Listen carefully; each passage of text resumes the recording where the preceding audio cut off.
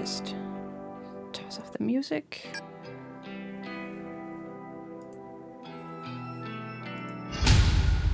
Yes. Mouse and keyboard, by the way.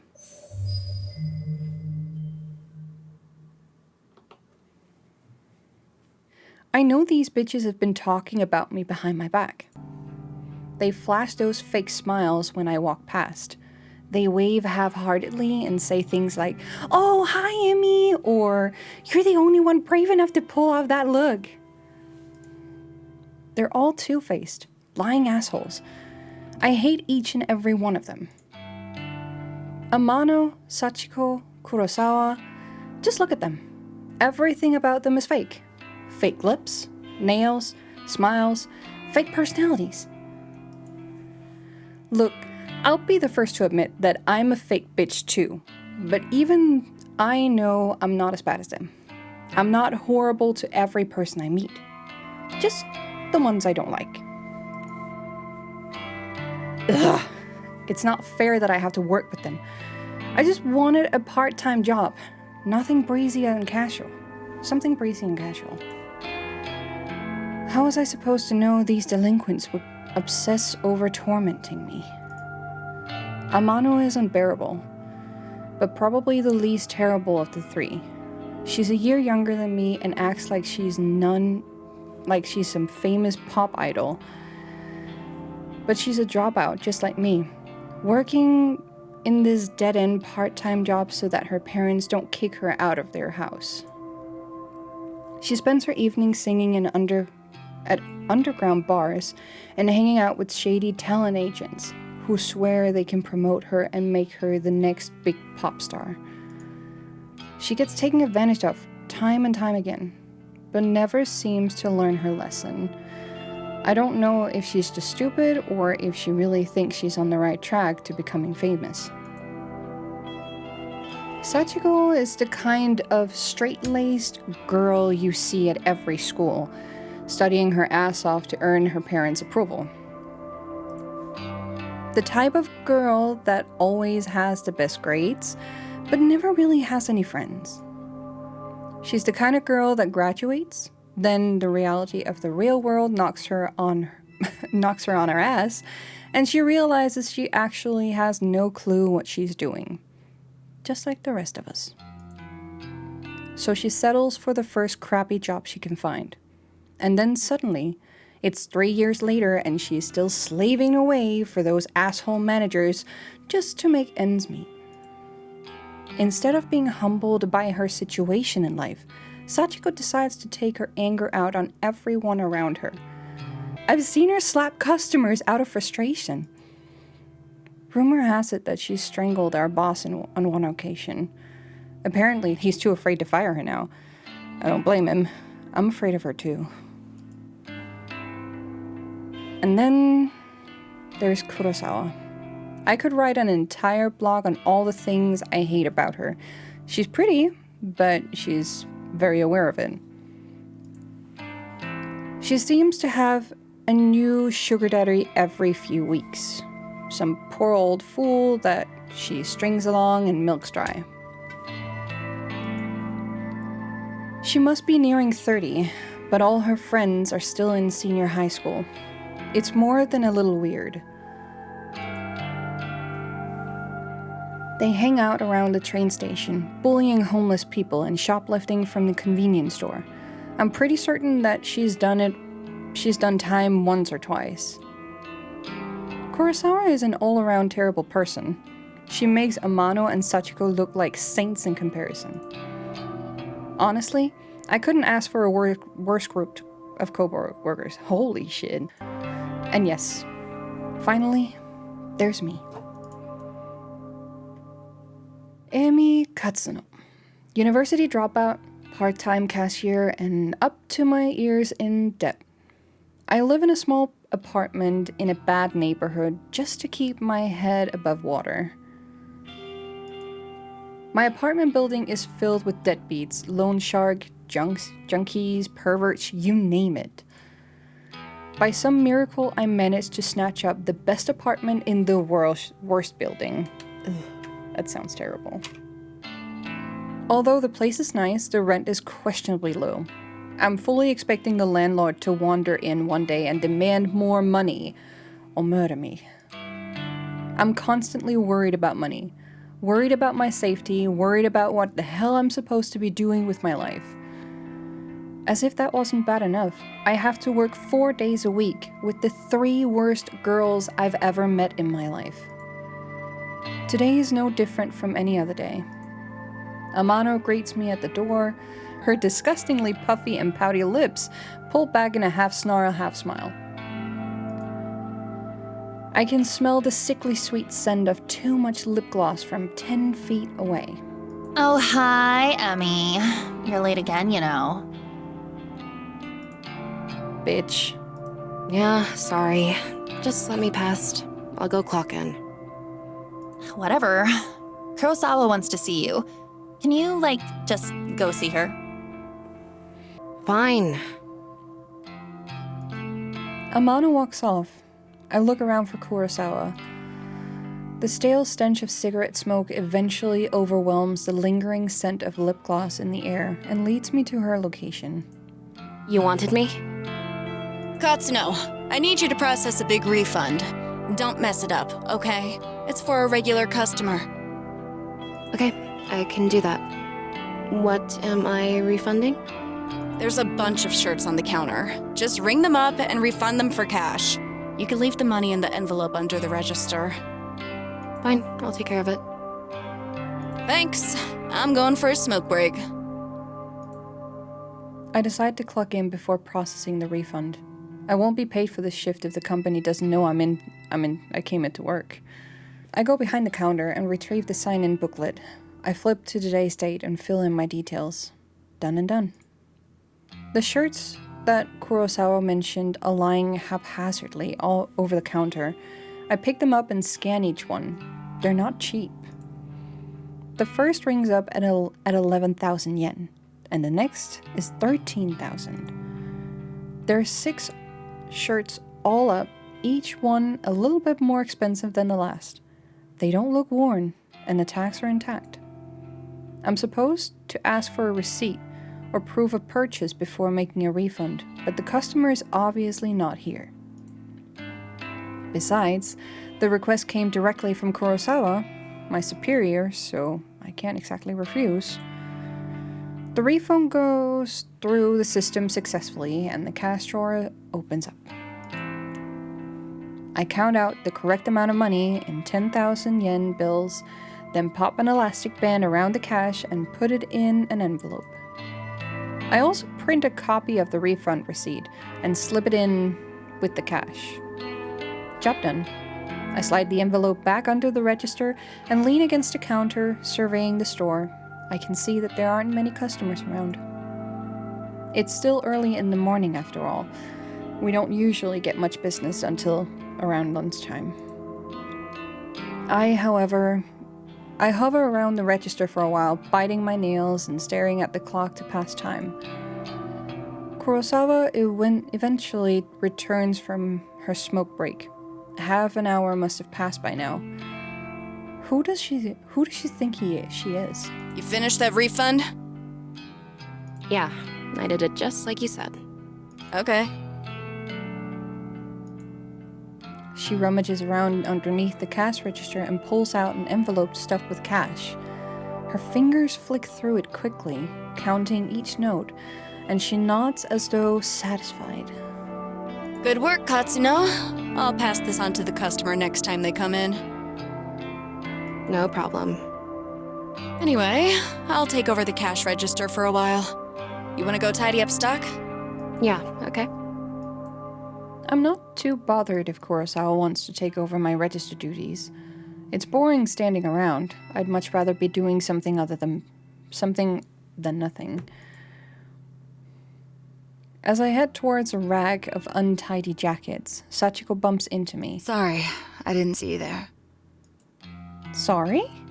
Did she actually just apologize to someone? Sachiko? The customer abuser? That's fine. I haven't been sleeping real well. I'm just tired, that's all. Well, get some rest, I guess. Thanks. Look, while I've got you here, I know I haven't really been easy to get along with lately. I've got my own personal issues, but that's no reason to take it out on you and the other girls. I can't believe what I'm hearing here. Sachiko has had a change of heart? So I'm resigning as of today. I don't deserve this job. I wanted to apologize and make sure there's no bad blood between us. Sachiko, I don't know what to say. I never expected this from you. Yeah. If you're resigning, do you have another job lined up? No, not yet, but I need to work on myself first. I have a lot to think about. Well, I mean, as long as you're sure about this. I am. In that case, then thank you for apologizing. I forgive you. We do? Thank you, Emmy. Well, until next time then. Yeah. Until next time. Sachiko takes her leave. I'm still a bit taken aback by her sudden personality change. Did I misjudge her from the start? No, that can't be it. She has a history of abusing customers and co-workers. No way I imagined all that. Regardless, I'm actually kind of glad she's trying to get a grip on her life. I hope everything works out for her. If she's resigning today, then I suppose the only two terrible co-workers left are Amano and Kurosawa. I glance at Amano, who is standing by the door, waiting to greet the customers. She has a vacant expression on her face, like always. Then I look towards the register, where Kurosawa should have been standing, but she's not there. Didn't she offer to take over register duties from me? Where the hell did she disappear to? I wander behind the counter. The register doesn't look like it has been touched. Out of curiosity, I slide my hand around under the register. And the cash-stuffed envelope is gone. No sign of it. The receipt from the refund is lying on the floor. I bend down and pick it up. It's a standard refund receipt, stating the value of the transaction. My name is signed at the bottom since I was the one who processed it. The refunded money is gone, and so is Kurosawa. Did she? No, she couldn't have. Surely she wouldn't have run off with the money. No one would be stupid enough to risk their job over that. Would they? Ah, there's Katsuno. You should go ask her about it. Huh? Kurosawa is still here? She seemed to pop up from nowhere. Katsuno, a word, if you please. Uh-oh. Ah, Hirota. The manager of the store. He normally spends his time in the office out back. So it's kind of unusual to see him here. What could he want with me? Kurosawa was tending to the register when she noticed the system flagged a large refund as suspicious. Do you know anything about it? Well, yeah, I processed a big refund this morning. Is that so? Do you have the receipt? Here. I hand him the transaction receipt that is still in between my fingers. He looks it over once, then twice, his brows furrowing. This is quite a large refund. No wonder the system flagged it. Did you get approval from Kurosawa before processing this? Kurosawa was the one who asked me to process it, sir. I never even spoke to the customer that it was intended for. That's not true, Hirota. I don't know anything about this refund. Wait, what? Where is the refunded money now? Well, I put it in an envelope underneath the register, but... There's no money here, sir. She's lying to you. Interesting. No money to be found. And Katsuno, you're the one who signed off on the refund. That makes you responsible. Yeah, I did sign it, but You're going to have to tell the truth, Katsuno. Did you take the money? Don't make me get the police involved. Wait, hang on. Do you think I stole it? Kurosawa asked me to process the refund and leave the cash in an envelope. Nonsense. That's simply irresponsible. It's not safe to leave cash out of the register. But I feel my stomach beginning to sink. What exactly is happening here? Confess at once, Katsuno. I didn't steal the damn money! If anyone stole it, it was that bitch Kurosawa! Ooh. Enough! We're not going to stand here and argue about this like bickering school children. Sachiko! Like the serpent slinking out of the shadows, Sachiko slides beside Hirota. Yeah, Sirita? Did you witness Katsuno take an envelope of cash from the register? Oh, yes, sir. Just this morning. She acted like she was processing a refund, then pocketed the cash. I meant to bring it to your attention sooner, but... Ouch! Hey! Sachiko, that bitch! She hasn't changed at all! She just sold me out! I managed to catch a glimpse of Kurosawa smirking at Sachiko. They nod in unison and giggle. Are they in this together? Are they throwing me under the bus just so they can steal some cash? I can't believe it. I'm so freaking angry. There you have it. Sorry A for getting all witness into to it. crime. Kurosawa, if you would kindly call the police. Yes, sir. Wait just a minute! I scream louder than intended, but my blood is boiling and I can barely control myself. I didn't steal any money. Why don't you check the security cameras, huh? You'll see that I'm innocent. Oh, you know those cameras haven't worked in months, right? I suppose nowadays they're mostly just for show. Of course, if Hirota really wants me to, I could go double check it just to be sure. Though, I think that would just be a waste of time. Thank you, but that won't be necessary, Kurosawa. Kurosawa's eyes narrow as she gazes at me wickedly. Amano, please show everybody what you found. You got it, boss. Oh my god, that slithing voice. I didn't even realize Amano was part of this discussion. She's leering at me disgustingly and slapping an envelope against her open palm. Found this wad of cash in Katsuno's locker out back. I can feel the blood drain from my face. I haven't even been out the back today. Are they all in this against me? Did they plant evidence to get me in trouble? You're lying! I haven't even had time to go out back today! I mean, what do you want me to say? You think the cash just appeared out of nowhere? It would seem all the evidence is against you, Katsuno. Since we located the money, I won't have you arrested. But you will not step foot in this store ever again. Do I make myself clear? You're fired, and I will make sure you never work in any of our stores again. I am speechless. I can't even process my thoughts. The quiet giggling and snickering of Kurosawa, Sachiko, and Amano buzzes in my ears until my skull feels like it's going to burst. Hirota grabs my shoulder and tries to lead me outside, but I jerk away and stumble backward.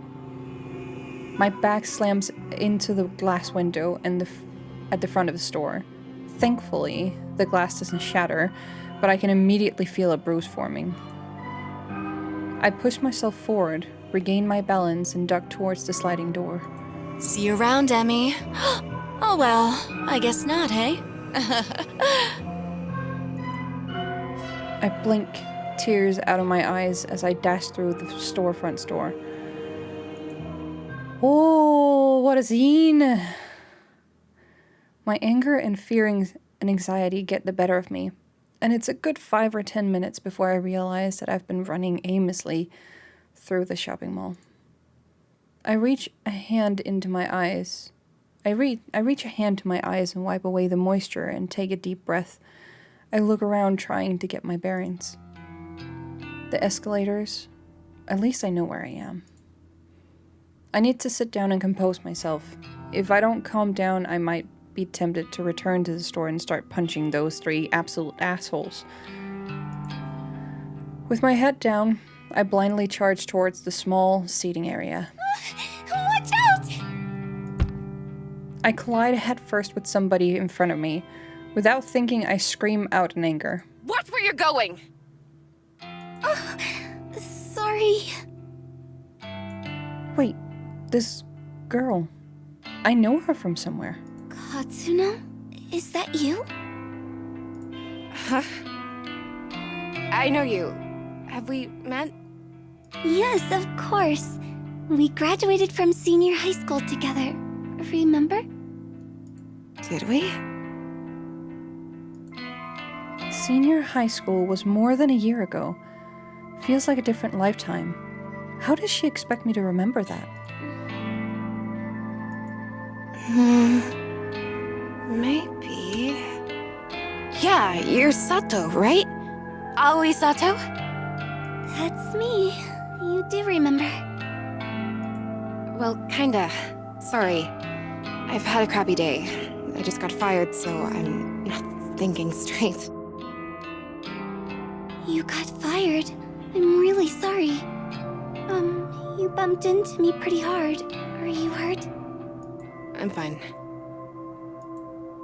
Aoi is rubbing her arm tenderly. I figure I must have injured her, but I'm not really in the mood to stand here and apologize to some old acquaintance. I have to go. Excuse me. Oh, okay. I push past Aoi, unexpectedly. The shy and spineless girl grabs my arm and stops me from leaving. Her grip is surprisingly strong. Katsuno? You said that you just got fired. Is that true? Wait, yeah, I'm pissed off about it. Tell me what happened. Why are you so interested? I just thought maybe I could help is all. Whatever. You can't help. Some bitch set me up. She stole a bunch of money and made me take the fall. I see. Are we done here? Can I leave now? Sorry for keeping you. Yeah, okay. Once again, I turn to leave, but Aoi's next words managed to catch my interest. You know, if someone got you fired, there is a way you could get revenge. Oh? Revenge? What is this girl on about? Does she have some way for me to get back at Kurosawa? What am I thinking? I can't even step foot back in the store. My chance to get any kind of justice doesn't exist. Revenge? What the hell are you talking about? Never mind. I shouldn't have said anything. Hell no. You're not going cold on me now. Tell me what you meant. Oh, okay. But let's talk quietly. There may be a way for you to get back at whoever got you fired. Have you heard the rumors of Corpse Girl's website? Corpse Girl? Who is that? Sounds like some death metal band. Aoi ignores my comment and continues on with her speech. They say that if you visit Corpse Girl's website, you can request a death. Interesting. Request a death? What is this girl ranting about? Hang on, start over. I'm completely lost. Aoi frowns and a look of annoyance on her face. Say somebody wrongs you and you want to get revenge on them. Go on. Rumors state that you can visit Corpse Girl's website and fill out a form in order to request a specific person's death. This Corpse Girl. Is she, like, a hitman or something? No one knows the truth. All I know is that her victims always receive a photo of their own corpse before they die. How is that possible? I don't know. I've been wanting to use the website for some time. There's somebody that I'd be happier without. But I'm not brave enough to go through with it. Still, I want to know if the rumors are true. If you use the website, you could tell me if it works or not. I get it. All right. This whole thing sounds sketchy, risky. Are the police gonna come get me if I go on this website? I've got no idea. Well, thanks, I guess. Aoi doesn't make a further attempt to stop me when I turn on my heel to walk away. I don't know what to make of her suggestion. Can such a website even exist? The ability to request a death just sounds so unbelievable. And yet, I find myself unable to get the possibilities out of my mind as I make my way towards the train station. Corpse Girl, a website tailored for revenge. I could dop in Kurosawa, Sachiko, Amano. If I could remain anonymous, then no matter what happens, whatever fate befalls those girls, it couldn't be traced back to me. I start to wonder if ordering the deaths of a few girls simply because they got me fired is a little extreme. Although, they're not exactly saints. They're closer to human garbage more than anything else. They've always been hostile towards me. I'd probably be doing the world a favor if I had them all killed. If they screwed me over without a second thought, who knows what they might do to their next unsuspecting victim. Yeah. Killing all three of them is the right thing to do. Removing them from the planet will prevent them from hurting anyone else. My heart begins to race.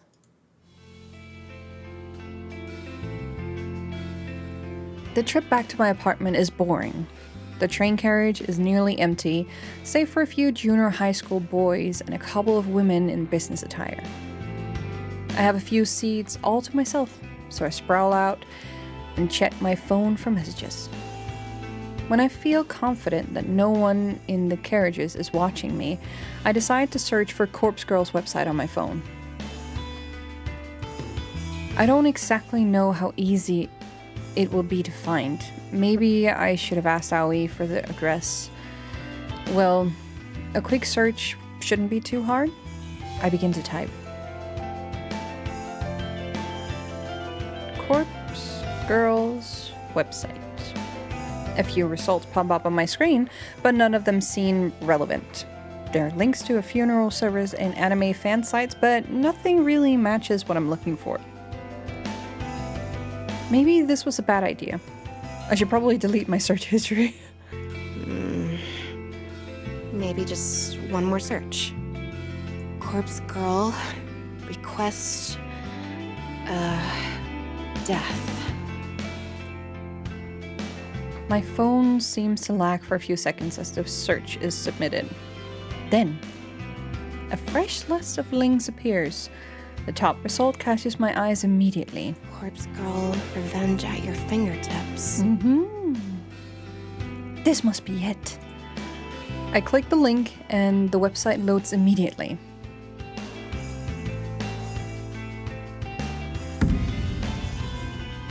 The website is simple. There's a freaky little dancing girl at the top of the screen who looks too happy to belong on such a site. The whole site is really basic. A small blurb of text offers instructions. Let's see here. What does this little image say? Corpse Girl's website, revenge at your fingertips. Request a death. Fill out your victim's information and upload a photo of them. Your victim will receive a photo of their corpse shortly before they die. Watch out. Don't be an idiot and enter something something. Request a death. Fill out your victim's information and upload a photo of them. Your victim will receive a photo of their own corpse shortly before they die. Watch out. Don't be an idiot and enter your own information, or you will be cursed. Oh no. What the hell? Is this site actually for real? I start to wonder if I should go through with this. There's very little useful information on the site. I mean, it does say request a death, but come on. Is someone actually going to go out and kill the person that I choose? And how on earth can someone receive a photo of their own corpse before they are actually dead? That just doesn't make any sense. My heart suddenly skips a beat, and I nearly drop my phone when it buzzes at me. Thank God. It's just a text message. An unknown number, that's never a good thing. Wait a minute. There's a photo attachment? Who would be sending me a photo from an unknown number? My curiosity gets the better of me and I open the message. Oh. She's flaunting. Chat, she's flaunting. Kurosawa, you freaking bitch. I knew it. I knew she set me up. And Amano and Sachiko were in on it too. They made me process a fake refund to get cash out of the register so that my name would be on the transaction. And all for that? A bit of cash they'd have to split 3 ways? Kurosawa, I'll kill you! I'll kill you! Woohoo! A few of the junior high school boys nearby look at me with worried expressions, but I don't give a damn. I'm angry. I'm furious. Kurosawa is going to pay. I close Kurosawa's message and return to the Corpse Girl website. It's clear what has to be done. I'm going to request Kurosawa's death. I read the website's instructions one more time to make sure I haven't missed anything important. Enter the victim's phone number. Upload a photo of the victim.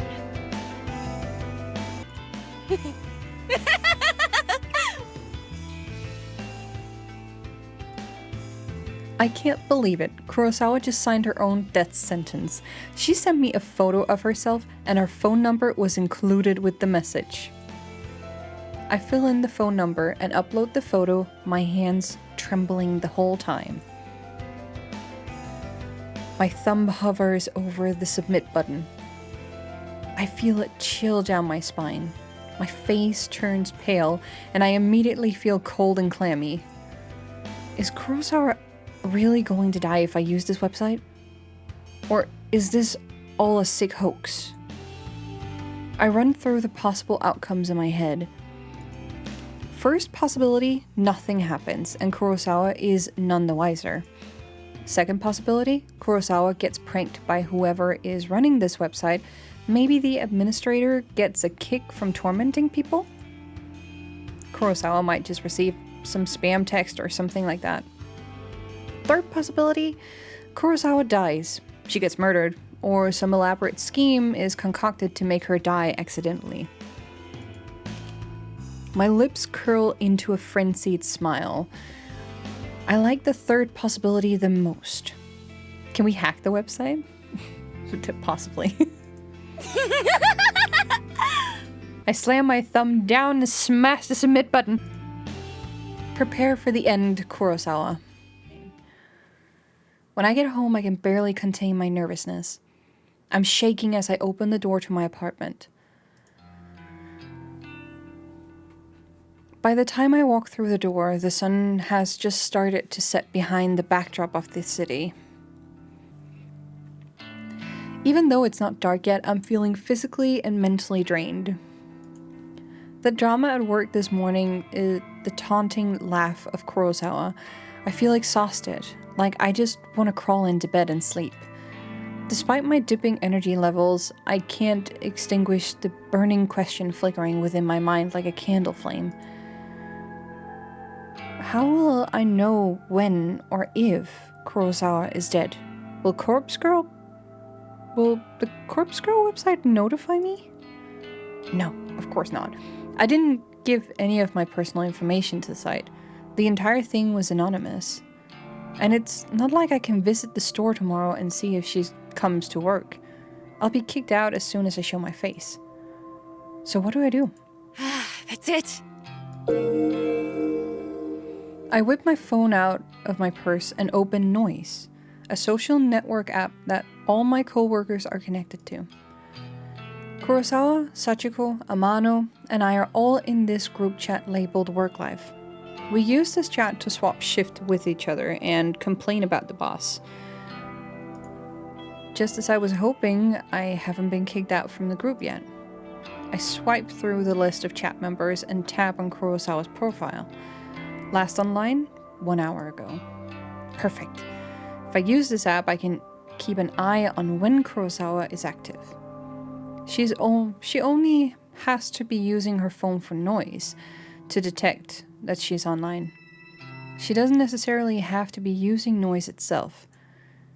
It's the best way I can think of to monitor if she is still alive or not. It will do for now, at least. I wonder why Kurosawa sent me that photo of herself via a Reculum text message instead of through Noise. Maybe she thought she would be busted for it if someone got into her Noise profile? Who knows what that girl was thinking? Regardless, I'm thankful she made such a stupid mistake. I wouldn't have obtained her phone number if she had decided to message me through Noise instead. After all, Noise is strictly an online service. No need for phone numbers.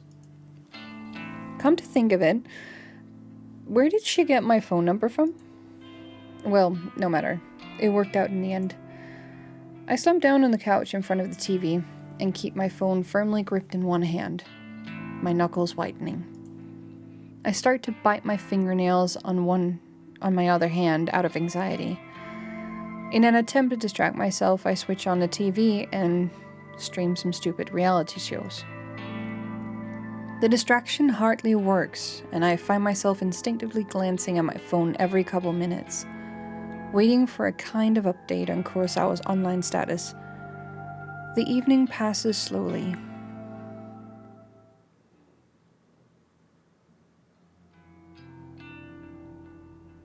June 13th, Saturday morning. Sunlight streams through the open curtains and I startle. Did I fall asleep on the couch? I wipe my mouth with my sleeve, cleaning off a trickle of drool from my chin. My phone is still in one hand and I quickly check it, tap the fingerprint smeared screen, but it's not responding. The battery died? But I must have fallen asleep and left the screen on all night. Oh no.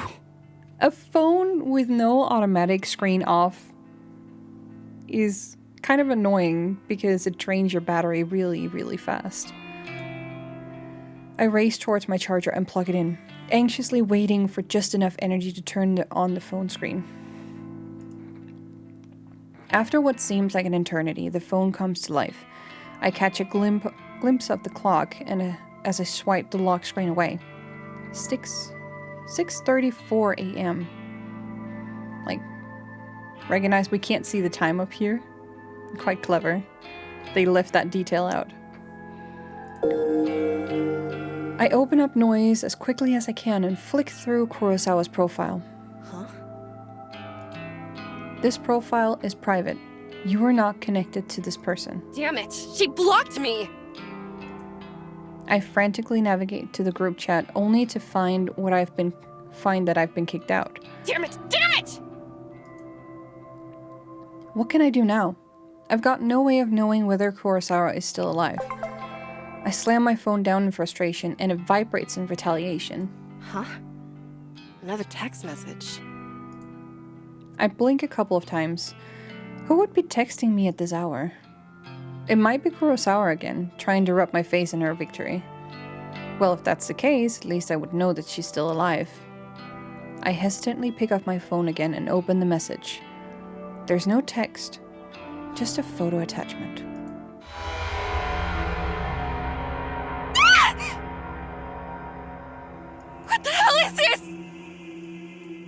I nearly dropped my phone in terror. A photo of a dead body, twisted, crumbled, like it has fallen from great height. A spatter of blood is flecked across the grass. It's hard to make out the details of the person. Dirty blonde hair, familiar clothes, smudged makeup. This dead body. Is it supposed to be me? There can be no mistaking it. Without a doubt, this is a photo of my own corpse. I shriek again, unable to process what I'm seeing. I'm so entranced by the battered corpse that it takes me a minute to notice the timestamp on the corner of the photo.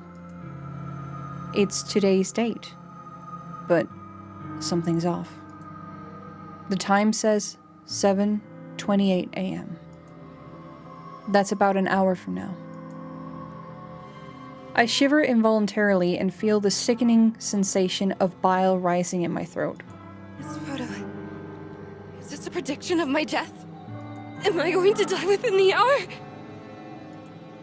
And then, the truth hits me, harder than my face hits the ground in this grisly photo. When you request a death on Corpse Girl's website, your victim receives a photo of their own corpse before they die. Before they die. I can't look at it anymore. I throw my phone to the side and curl up on the floor. Did Corpse Girl send this to me? And how? How does somebody get a photo of my corpse?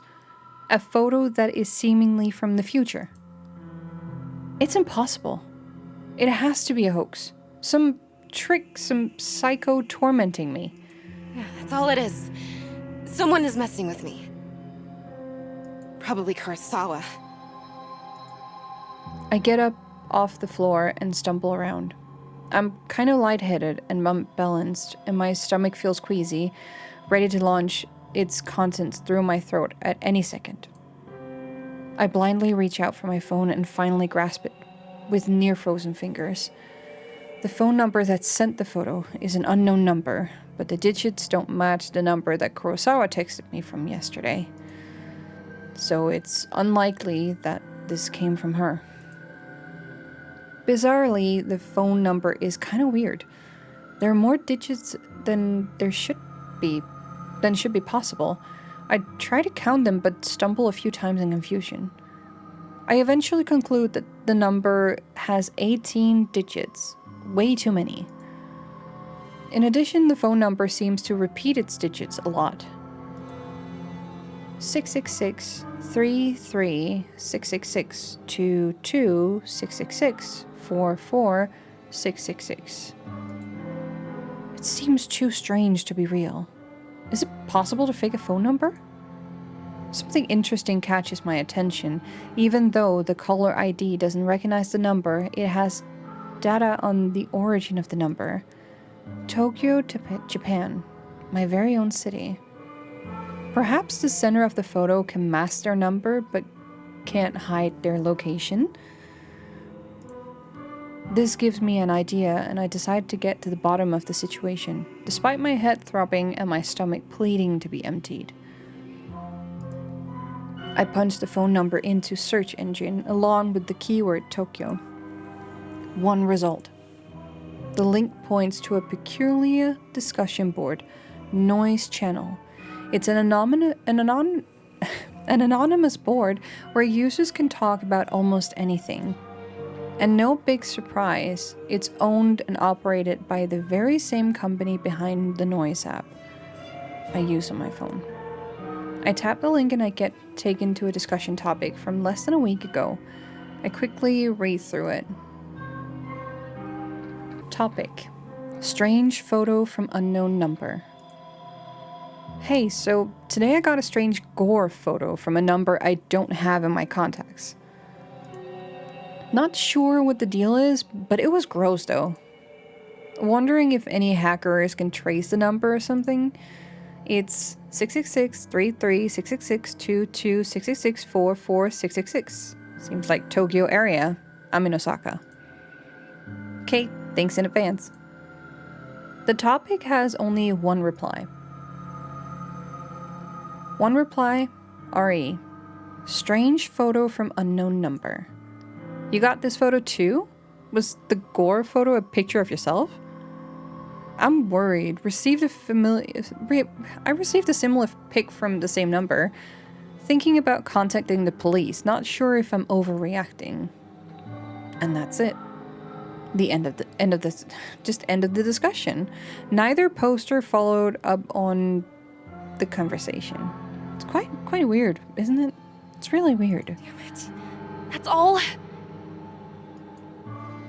That didn't give me anything to go on, except now I know that at least 2 other people have received bloody photos of themselves. I wonder if those photos were as extreme as the one I received. What happened to these 2 posters? Why didn't they continue the discussion? I feel myself beginning to sweat. My body is going from cold to hot and back again several times a minute. It feels like I have a fever, but I know it's just stress tearing me up. I check the time. It's 6:59. About half an hour until the time printed in the photo. Oh shit, oh no, that sound of the belt actually crept up my spine. No. That was creepy. I take a deep breath and the doorbell buzzes. Fuck, that got to me. I freeze in place, unsure whether I should answer the door. In this sketchy apartment building, it's a risk to answer the door on any given day. Before even taking into consideration that some psycho just texted me a photo of my own corpse. I tiptoe towards the door on stiff legs and gaze through the peephole. There's no one there.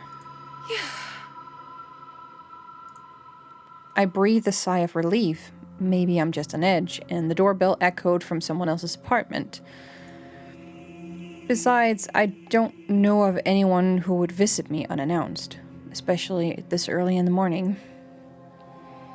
I slump to the floor, my back sliding down the door as I come to rest on the carpet, my legs splayed out haphazardly in front of me. I've had enough fear for one day. I have to just believe this whole thing is a hoax. It's probably karma for trying to get revenge on Kurosawa. Yeah, that's it. Karma.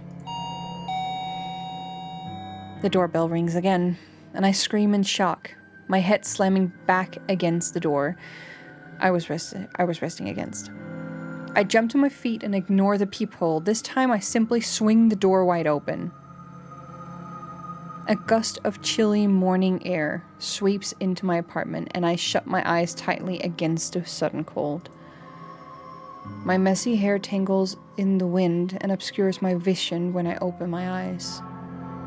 Quickly, I sweep the hair out of my face and I look around.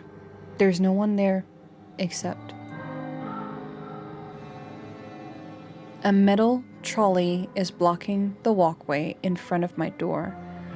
A stark white bag, about the size of a human body, rests atop the trolley.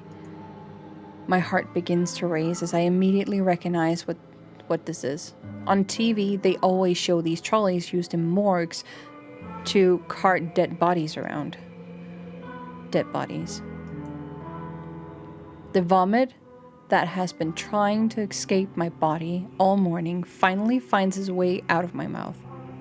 I retch and heave in the doorway until nothing is left inside my belly except the stinging stomach acid that threatens to burn through its fleshy container. The stench wafting from the trolley is overwhelming.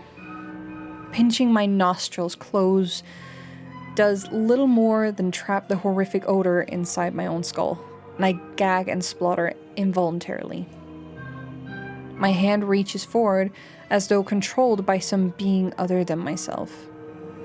I can't pull back, and I can't prevent my fingers from grasping the zipper tag attached to the front of the body bag. I unzip the bag. Oh shit. And there I am, a wretched corpse exposed to the day's first ray of sunlight. I stand here in the doorway as I lay atop the trolley, simultaneously alive and dead, but more dead than alive in both bodies. The brushing on my face is horrific, and I reach a stiff finger to my own lips, my living lips, tracing the outline of the bruise I see before me. There's no pain where the bruise should be, and I breathe a sigh of relief, for why would there be any pain if I'm already dead? To feel pain would be absurd, and then I would really have to start worrying. I wonder how I died. Did I fall from a great height? Did somebody hit me with a car? Or did I collapse from some internal reason? Perhaps from organ failure or some undiagnosed sickness. Maybe I didn't die, and the corpse in front of me is alive, living and breathing, just as I do while standing in front of myself. Maybe this is all a prank I've pulled on myself, dying just as a joke, but never really dying. Always living until the point I actually die, and it's no longer a prank. My head is splitting. I can't think straight. All the thoughts in my mind are jumbled, the meanings behind unspoken words disappearing behind foggy clouds inside my shattered skull. To clear my head, I step around my corpse and stand by the walkway railing. I'm on the 4th floor of the apartment building.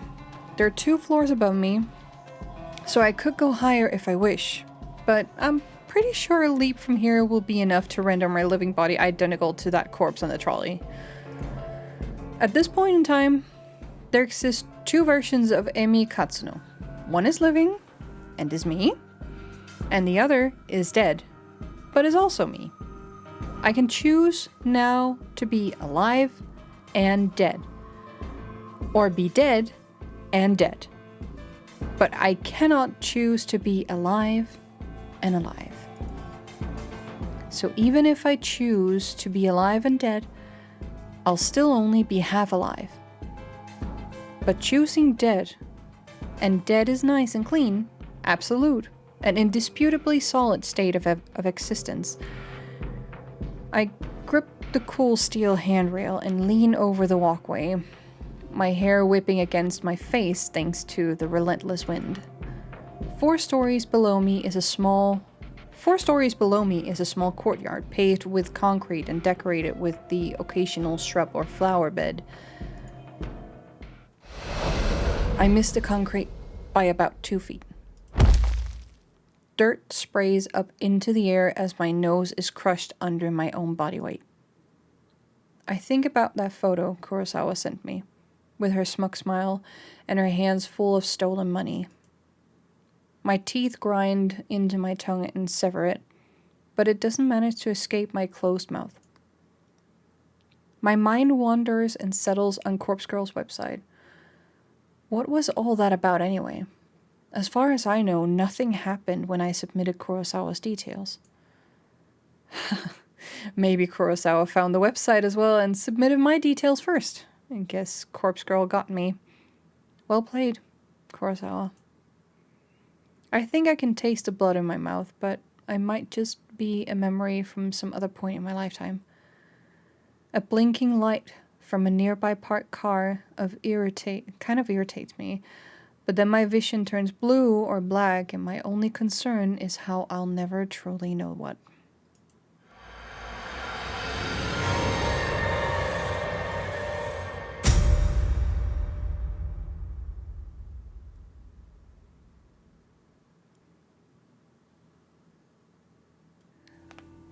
Monday, May 25th, morning.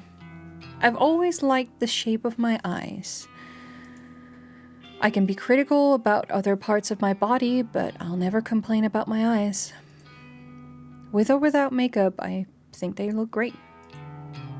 Mother used to tell me I inherited her eyes, and my big sister inherited father's eyes. To be honest, I don't see any of my father's features in myself, or my sister. But I do agree that my eyes are exact replicas of my mother's. Mother doesn't see too well anymore, and that might be something I have to also worry about in the future. But for now, my eyes are perfect, and I couldn't be happier with them. I wear eyeshadow and eyeliner to bring out my best features. Some people tell me I use too much makeup, and I tend to overdo it and make myself look intimidating. Well, I don't really care. Mostly like the way I look, and honestly, how many people can claim the same? Not me. Today's morning ritual is the same as any other workday. I'm a slave to the wage, and I'm not proud of it. Call me a corporate sellout, but I can't survive without money. My alarm goes off at 6 a.m., the shower is running by 6:05, and I am dry and dressed by 6:15. I skip breakfast because I'm watching my figure and spend up till 6:30 working on my makeup. I'm out of my cramped shoebox apartment by 6:45. Sometimes I catch my neighbor returning home from his overnight shift, and if so, I exchange simple pleasantries with him and continue on my way. Today, there's no sign of my neighbor, so I don't slow down as I descend the stairs and exit the building. Hitting the convenience store for a can of coffee saps another few minutes from my each day. I prefer sweet milk coffees, but every now and then I'm in the mood for rich black coffee. Regardless, I never start the day without it. I don't always need the energy boost, but it helps to stop my stomach from growling. It's a milk coffee kind of day, so I pay for my favorite brand and get out of the store in no time. The canned coffee dives into my handbag as I continue on my way. The train station is always busy in the morning, and it's usually a struggle to navigate my way to the correct platform in time for the 7:12 a.m. train. Today is no different. However, I always make it in time, because my routine has been perfected over the last few months. I board the train bound for Shinjuku. A cursory glance reveals there are no empty seats, so I push through the throng of bodies and stand against the carriage wall. Whenever there are seats available, I like to sit and read, but it's much more common to have to stand and stare at my phone screen like almost everyone else. When I do read, I read the classics: Stoker, Lovecraft, Poe, horror, Western horror. At that, it's my favorite genre. And of course, faithful translations into Japanese are as good as it gets. My English isn't nearly strong enough to read these novels in their original language. Hello, Sleepy. Welcome in. Happy Friday. I hope the day treated you well. Welcome, welcome. Gotta go now. Bye, y'all. See you later, Jamie. Thank you so much for stopping by. Happy weekend. If I'm stuck staring at my phone case, I like to stalk people online. Acquaintances or the few friends I have lead such boring lives. They post about the most mundane topics all day, every day, acting like they'll shrivel up and die unless they get the attention they seek. I find their dull, tedious lives simply fascinating. From behind the safety of a glass veil, I can fulfill my voyeuristic fetishes and consume as much pointless information as I desire. Knowing every mundane tidbit of people's daily lives turns me on. That's a very, very freaky kink. This morning is the same as any other. I stare down at the phone held in my frail hand. My fingers move of their own accord, scrolling and tapping against the blacklit display, pausing, pondering, pouncing on any post or picture that my pupils haven't yet consumed. Standing in the train carriage, packed to the gills with people, I can't help but feel my face getting flushed and my steamy breath escaping my lips. I digest post after post, photo after photo, memorizing comings and goings of every single person on my noise activity feed. I catch my breathing getting heavier, my gasps becoming short and sharp. Ray went into the dentist yesterday for a root canal. Mizuno shared some photos of her international vacation. Kawahara objects to owning pets and thinks all animals should be free. My cheeks glow crimson. My chest begins rising and falling quickly. I clutch the collar of my shirt, knuckles whitening, knees shaking. She is all up on this. A few people in the carriage start to move away from me, but I barely notice them. My fingers keep scrolling and I hit the jackpot. A new post from a coworker at my office, Tomoe Watanabe. She's a gal girl, the type with a heavy fake tan, bleached blonde hair, and questionable clothes. I hate her, but I love her posts. This morning update reads, Tomomo! 53 minutes ago. Just found this Corpse Girl website. Such fake bull. Waiting to meet a bitch try it on. Oh shit. Tomoe just discovered Corpse Girl website, huh? I feel a slight squeal trying to escape my throat as my legs threaten to buckle underneath me. I can't take the excitement anymore, and I have to force my phone away from my hands and bury it at the bottom of my handbag. Deep breaths, Noriko. Deep breaths. I need to calm down and control myself. Composure is key. I close my eyes and let a cool breath of fresh air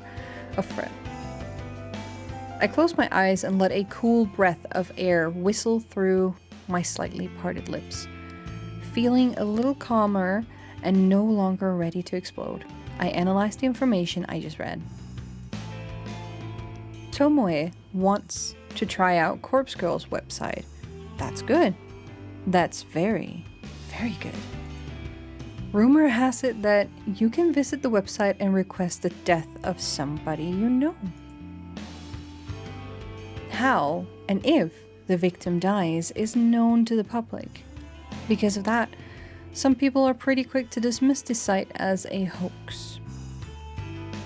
However, the most interesting part isn't how or if the victim dies, but rather what happens to the victim before they die. Supposedly, the victim will receive a photo of their own corpse. How this photo exists before the victim's life is snuffed out isn't public knowledge, but the thought of this phenomena occurring is utterly intriguing. Nevertheless, the site has been gaining popularity lately, at least in certain corners of the internet.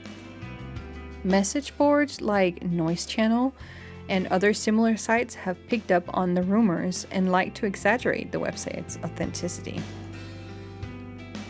The fact that somebody like Tomoe, a rather dense, dim-witted individual, has discovered the site means that it's actually more well-known than I previously thought.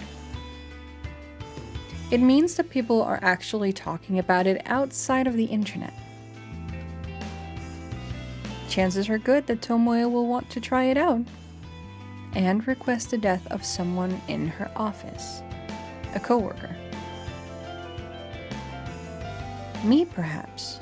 She hates my guts as much as I hate hers. Finally, something exciting is going to happen in our dull workplace. The next station is Shinjuku. The doors on the right side will open. Please change here for the Chuo line, the Shonan Shinjuku line, the Saikyo line. As the automated announcement reads through a list of connecting train lines, I get ready to disembark.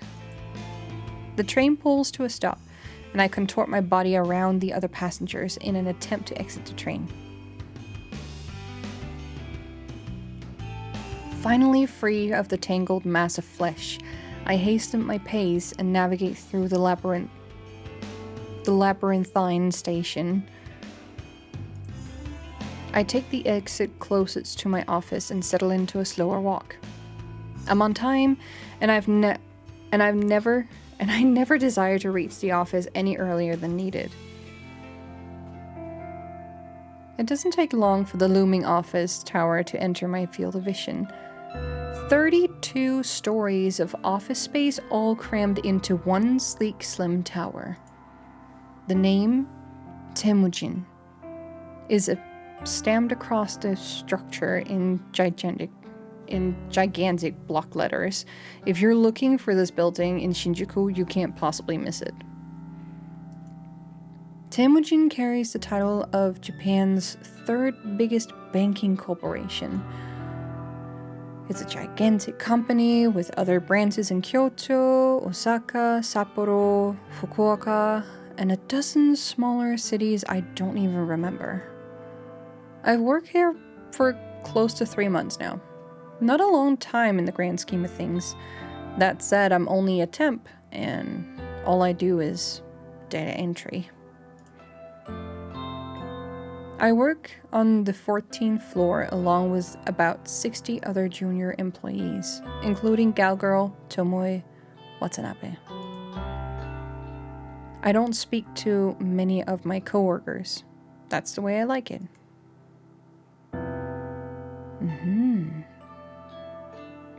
When I reach the building, I enter through the giant double sliding doors and find myself in the familiar lobby. Comfortable couches line the walls, circling a reception desk. 4 large elevators are tucked away in a nook behind the reception desk. It's already busy this morning, although, to be fair, this place is packed all the time. I avoid the crowds of sharply dressed business people, feeling a little out of place in my semi-formal skirt. Ducking into a newly open elevator, I tap my employee ID card to a backlit panel and press the button for my floor. The doors close and the elevator begins its smooth ascent. I'm surprised to find that I'm the only one traveling up.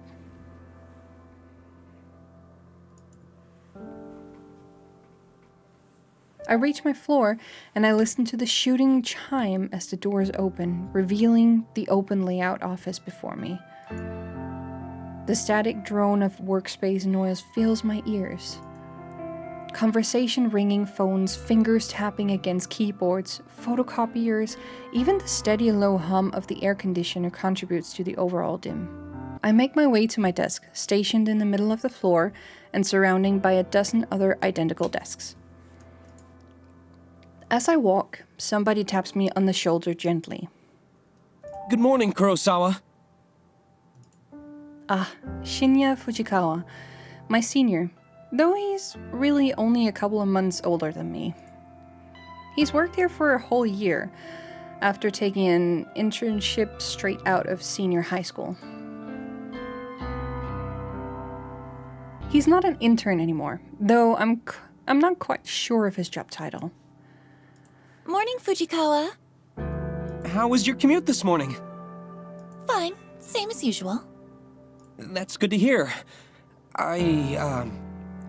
Did you read any of your novels? He's referring to the horror books I like to read. I can tell from his tone that he doesn't exactly approve of the subject matter. I've known Shinya since junior high. We go way back, but I wouldn't exactly call us friends. However, he's the one that landed me this job, even though it's just a temporary contract. I've always had the feeling that he's a bit sweet on me. I could be way off the mark, though. Well, I couldn't get a seat on the train today. Too hard to read while standing. That's a shame. You, still haven't accepted my, friend request, did you know? Oh, sweet boy.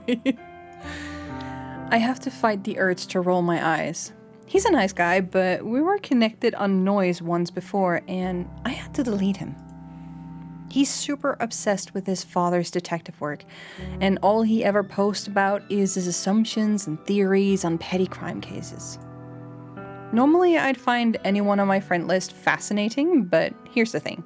Shinya never posts about his personal life. All he writes are long-winded rants on boring cases. Oh yeah, about my suggestion, there are a free version and a paid version. The paid version is with the updated graphics and extra content, but the free version is the full main story and looks good enough. Okay. I mean, that's at least something. And you know, I'm not opposed to like buying games for you guys, but I mean, if the free version is giving us like a lot to go on, we can start out with that and see if we want to actually grapple on to the rest of it. That sounds actually really exciting. That sounds really exciting. There is a lot of things that I want to do. I want to try. There's another story, another visual novel that is 100% otome, so not as linear. And I don't know how I would go about actually playing otome games live, because it feels... I guess... going through it once is fine, but then once you start replaying it, you'll have to skip over all the extra dialogue just to get to the tat bits. And that can be like a little bit more boring, I feel. Only very specific type of audience would actually like to have that kind of like grind for perfection and like full on like 100% getting everything, even all the deaths.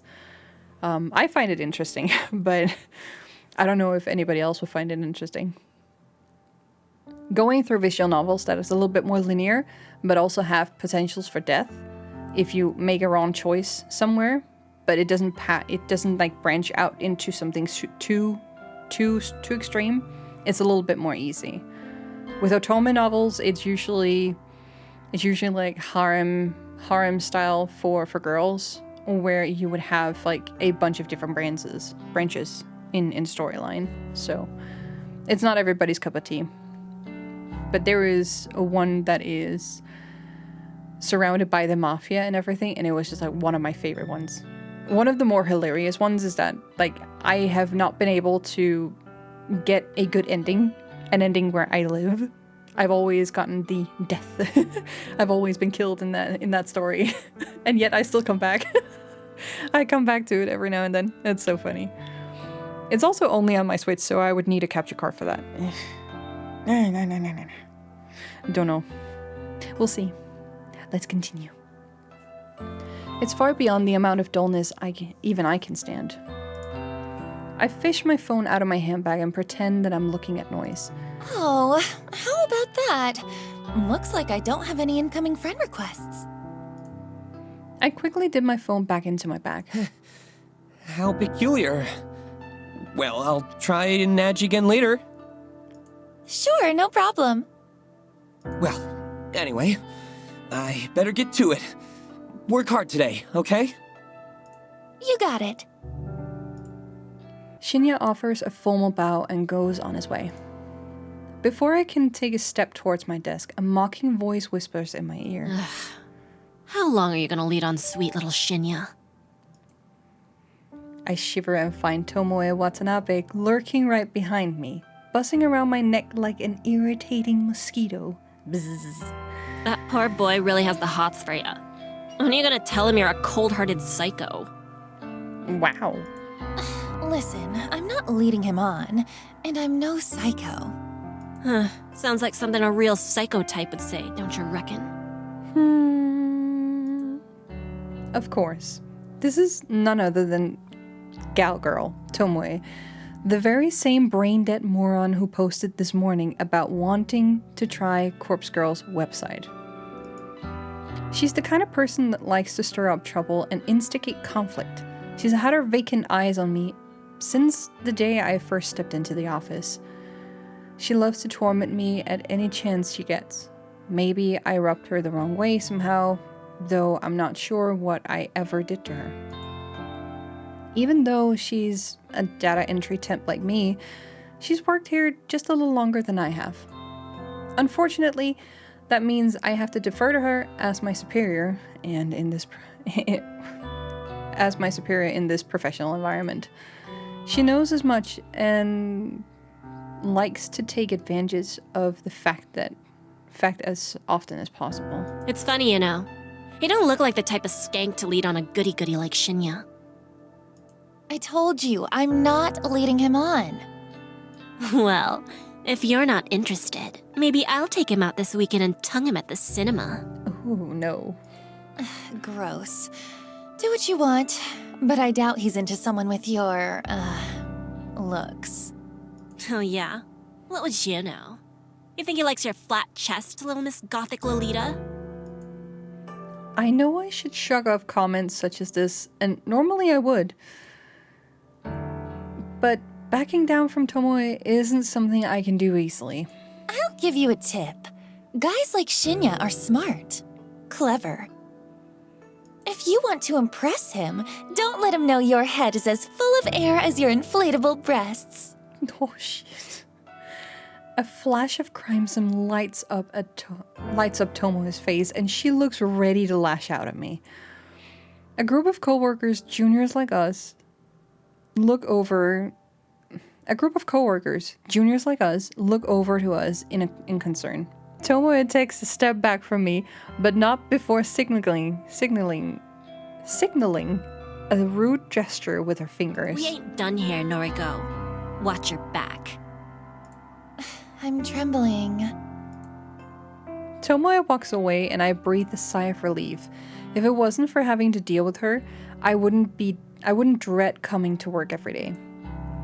Anyway, I wonder when she's planning to test out Corpse Girl's website. Will she try it on me since we just fought? I'm not really sure if I should be excited or scared. Either way, it will definitely be fun to find out what happens if she does try the website. I finally reach my desk and I take note of the time. I was supposed to start working 5 minutes ago, so I quickly log into my computer and check today's task list. It's all standard stuff today. I need to transfer a few tables of numbers from a spreadsheet into our company's database. When I'm done, I have to run by a few other people and then commit the changes to the server. The work is dull and repetitive, but my salary isn't bad. On the plus side, I get to wear headphones and listen to music while I work. I dip into my handbag and retrieve my headphones, my phone, a can of milk, and a handful of breath mints. I lay them all out on my desk neatly. I slip my headphones on, plug them into my phone, and hit play on my work playlist. Loud symphonic metal lovingly trashes my ears as I crack open a can of coffee and take a long sip. Okay, let's get started. There's so many playlists. I have a ton, and if I don't make them myself, I find them. I return home to my quiet, crammed apartment after work. The place is eerily silent, a stark contrast to the bustling office where I spend my days. Throwing my handbag into the tiny coffee table, I pick up my laptop and sit on the couch. I lie back and get comfortable, letting the laptop rest on my stomach as it boots up. The welcome screen loads up and so I pick a couple of times, open up my web browser, and then head to a very specific website saved in my favorites. Corpse Girl's website. A cute, dancing zombie girl is animated at the top of the page, a peculiar irregularity that always makes me giggle. I noticed that the page view counter at the bottom of the site is nearly the same as it was yesterday. There have been maybe 4 or 5 new visitors. I heave a sigh. Maybe the website isn't quite that well known after all. That begs the question, how did Tomoe discover it? Well, never mind that. My eyes scan the website's content. Requested death, big bold letters headline the site. The intention couldn't be clearer. Further information on the site is sparse. Brief instructions tell the user to fill in a victim's phone number and upload a photo. Aside from that, there's not much else to mention. It doesn't even ask for a name. After scanning the site, I move my mouse to the browser's address bar and click. I type a forward slash after the website's address and then add the word admin. I hit the enter key. A login page presents itself with empty username and password fields waiting to be filled in. My fingers tap dance around the keyboard, and within moments I'm presented with a brand new page. A blinking slab of text greets me. 1 new request. A crooked smile cracks my stony expression. Finally. Somebody has requested a death. Somebody has asked me, Corpse Girl, to kill a victim. This is where things get exciting. I giggle and feel my cheeks flush red. This is the first request I've had for about a week. I've been locking in every evening, fingers crossed that somebody has elected a new victim for me. Today, my wish has come true. I can't help but feel emotional at a time like this. My lower lip trembles and I feel tears welling up. I dab the corners of my eyes gently to avoid smudging my makeup. As I hover my mouse cursor over the View Request button, a familiar and pleasant tingling sensation surges in my chest, my stomach, my thighs. I shiver with anticipation, my hot and steamy breath beginning to fog up the laptop screen. I click the button. Request details. Today, 2:47 p.m. local time. Downloading image attachment. Oh, the victim's photo automatically loads up on my screen. The person in the photo is in front of me is a total stranger, but that's okay. It doesn't change the task set out before me. A woman, rather plain, in her early 30s. She's well dressed with minimal makeup, and she's not really putting her personality on display. It's a nice photo, better quality than some of the images that I've received in the past. In fact, the photo looks like a corporate ID. I wonder if it was downloaded from a company database or website. Well, the source of the photos doesn't matter. The simple fact of the matter is that somebody has made a request for this person to die. It falls to me to fulfill that request. And as Corpse Girl, I take requests very, very seriously. I have the victim's photo, and I have her number. All I need to do now is to select a way for her to meet her untimely demise.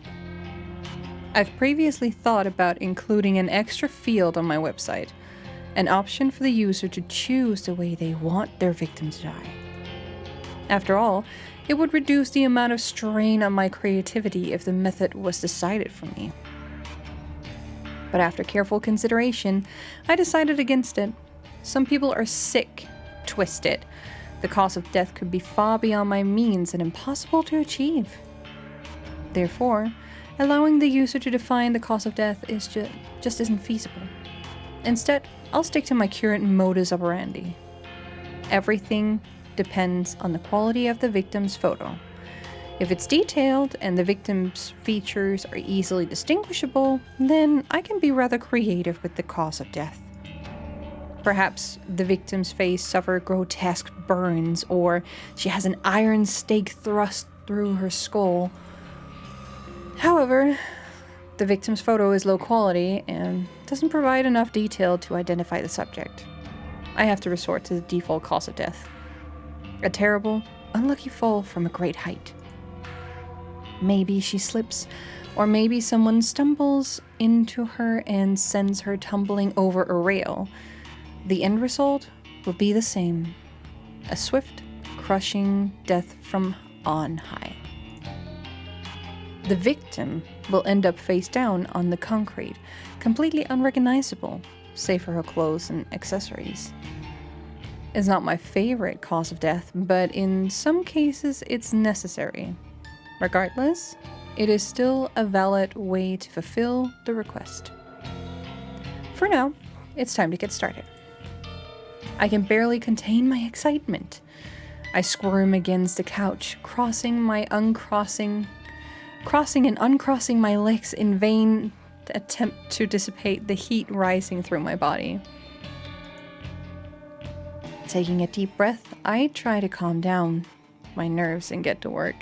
She is a special kind of kinky.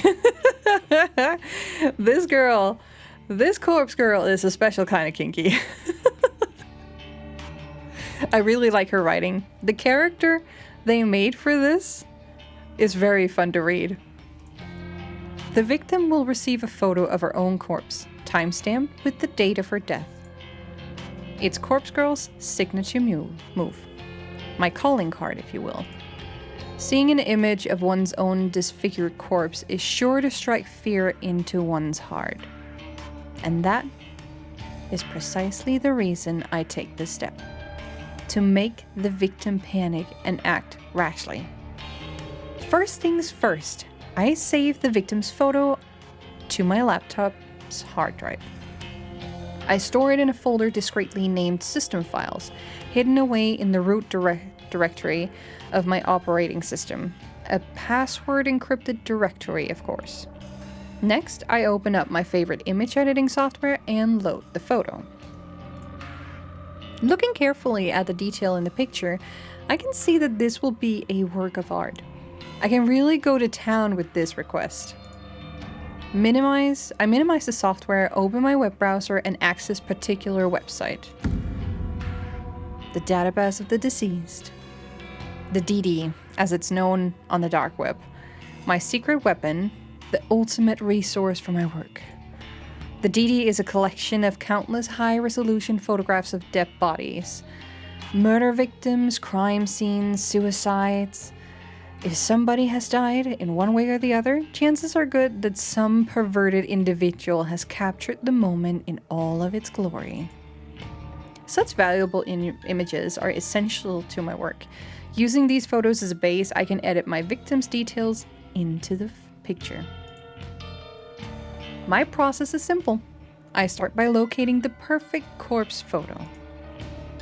I search the database, and in less than 2 minutes, I discover a distinguishedly detailed photo of a woman with her entrails spilling from her stomach. It's very graphically reading. And here I am absolutely just gobbling it all up. I'm having a jolly time reading this. The face is blue. Her face is blue, having suffocated from even having a chance to bleed to death. She's about the same age as my victim. She is of a similar height and build. Finding a photo that specifically suits my victim features is easy thanks to the DD's excellent catalog of tags and filters. I simply search for the keywords that match my victim's description and find a corpse that fits. Using this photo as a starting point, I digitally edit my victim's face onto the body. So, now we know how that is done. It's not some quick job that even a child can do. It's painstakingly crafted work of art that would fool even the keenest eye. An hour passes, then 2, then 3. Before I know it, midnight has come and gone, but the work is nearing completion. All that remains is to add the final touches. I like to add specific distinguishable details to the image. A personal item or accessory, clothes, makeup, you name it. I can edit it in. With personal details added, I adjust the lighting and color palette just slightly enough to make the photo truly unique. If the victim decides to reverse image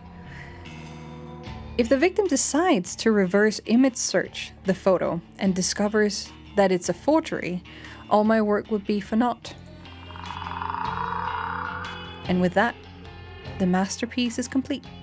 A grisly, gruesome, gratuitously gory gift for the soon-to-be departed. The victim will receive this photo of a corpse that is, for all intents and purposes, a perfect replica of her own physical form. She will open the image on her phone, and the life she once knew will crumble into pieces. My lips curl into a satisfied smirk. During my hours of work, my breathing eventually steadied. My excited nerves settle into a zen-like calm. But seeing the finished art piece now, I begin to feel my heart pounding once more. The macabre vision before me is exhilarating. Adrenaline and the dopamine surge throughout my body, giving me a sudden head rush of bliss. To say that I am attracted to the sight of blood and guts would be misleading. No, I'm not into that at all. The excitement stems from the thought of taking control of somebody else's life, dictating their future, controlling their fate. By forging this convincing creation, I will compel the victim to take her own life. That's right. My own hands need not become stained. The hands of Corpse Girl have never been dirtied with the blood of the victim. This is the true nature of my work. Carefully crafting corpse photos in such a way to convince the victim that their fate is already sealed, that no matter what they do, they cannot escape the death that awaits them. And the date stamped on the photo is the icing on the cake, the ultimate driving force behind the victim choosing to end their own life. A date so near in the future, a time that has not yet occurred, a fiber of uncertainty carefully interwoven into the image that causes the victim to pause and consider the possibilities. Is this photo from the future? Is this truly my fate? How can I outrun a future that has been pre-decided? These are the thoughts that run through a victim's mind. Despair and dread floods the senses. Overwhelming anxiety gives way to calm acceptance. This is my dead body. This is how I die. Why should I fight it? And when the victim's last vestige of persistence gently breaks, like a silk spiderweb being torn by a cool breeze, they finally give in. They invite their end. This is the way it will go down for this woman, this complete and total stranger. I'm confident, certain, convinced. It was a sudden spark of inspiration that guided me to begin fabricating corpse photos about a year ago. I can never quite recall exactly what it was that spawned the idea. Sometimes I get close to remembering, but the recollection dances at the edge of my mind and slips back into darkness. Regardless, I ventured down a dark and dangerous path. I built Corpse Girl's website and invited strangers to request the deaths of people they knew. It was a sales tactic, simply a way to encourage users to submit images. I had no intention or means of ending lives. Little did I know the true power I wielded. I only intended to create corpse photos and send them to people for fun. I wanted to startle and scare some unsuspecting fools. It would be a lie to claim that I didn't get off on it. The thought of people shrieking in fear and the sight of their own corpse was more than delicious. It sated my budding lust. It sated my budding lust. It filled a dark hole in the depths of my soul and gave me purpose. Never in a million years did I dream that one of my corpse photos would result in the death of another human being. I'll never forget her name. Ruri Hatano. 20-something, slim, gorgeous, eyes that took my breath away the moment I gazed upon her portrait. She was the first person to make me feel bad about crafting hoax photos. The only person to make me feel bad about it. But I did it anyway. Corpse Girl never rejects a request. It's my conviction. I forged a beautiful rendition of her death. Thanks to some rather macabre source photos obtained via the database of the deceased, I strung Duri's corpse up in a field like a ghoulish scarecrow. The photo was incredible. It was my 5th or 6th work, the 5th or 6th time a user of Corpse Girl's website requested a death. Nori Hatano died just hours after receiving the photo. I don't know why. I don't know if she killed herself, or if someone murdered her. But I know one thing. Nori Hatano's body, her real body, was found in a field, hanging like a scarecrow, surrounded by crows. Her eyes had been gouged out of her skull, and her stiff fingers clutched her phone tightly. According to the news report, her phone displayed a familiar image, the very image I created of her corpse. When I first learned of Nuri's death, I was overcome with varying emotions. I felt sick, elated, disgusted, overjoyed, depressed, and aroused. Had I somehow caused her death? Was Corpse Girl responsible for taking a life? Even though my hands weren't stained with blood, I still felt responsible. A lurid truth descended upon me at that moment. Corpse Girl held the power to end lives. And the more I dwelled on that fact, the more obvious it became to me. I began to feel the power pulsing through my veins, thrumming in my blood as my heart pumped and pounded within my chest. I can't explain how the power works, and I don't know why I have it. But somehow, the corpse photos I create can compel a victim to end their own life, or compel someone else to end it for them. Nuri died in the way that I envisioned. Her dead body matched the fake corpse photo I painstakingly crafted, and I didn't even have to leave the safety and comfort of my apartment to ensure her death. Corpse Girl's power is real, extraordinary, and I vowed to exercise that power as frequently as possible.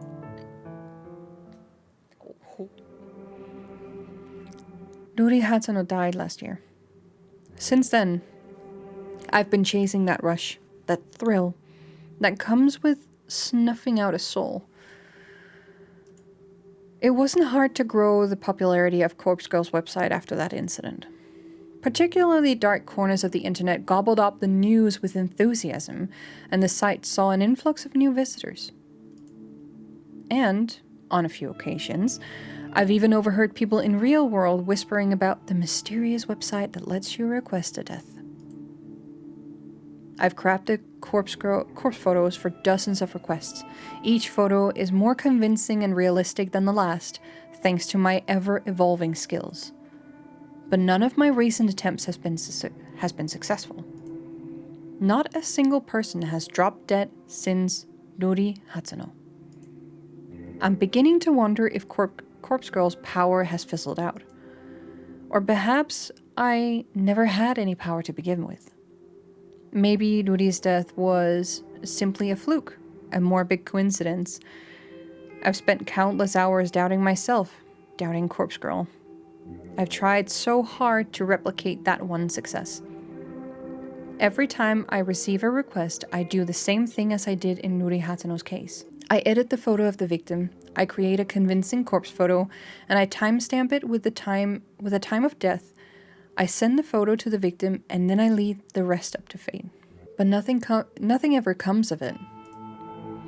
I'm not so delusional to think that, in normal circumstances, a simple photo would be enough to convince someone to kill themselves. And even if that photo fell into someone else's hands, it wouldn't inspire them to go out and kill the victim. Of course not. However, these are no ordinary circumstances. I once activated a power beyond the ken of mortal men. I caused Duri Hatuno to die by her own hand, or by the hand of another. I need to find a way to manifest my power once more, to prove that I, Corpse Girl, have the power of death and destruction at my fingertips. Once a new victim perishes, I know it will pave the way to more and more deaths. My website will gain popularity and become more than just an urban myth. People will live their lives in fear, forever wondering if Corpse Girl is lurking behind the next text message they receive. Yes, I can see the future I crave so clearly in my mind. I'm close to achieving my goal. My goal, I know I am. And when my dream comes true, I can finally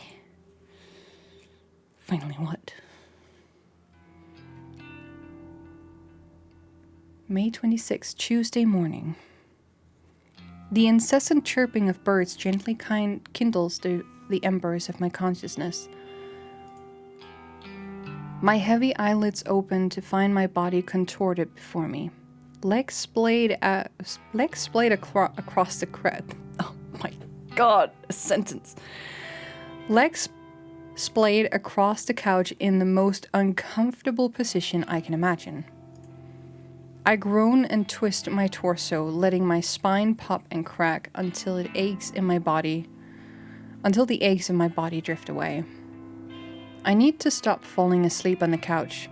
I'm still young, but I can't handle a night away from my comfortable bed. My eyes fall upon my open laptop. Lying on its side on the floor, the screen is blank, the battery drained. I briefly panic, hoping against hope that I saved my work before falling asleep.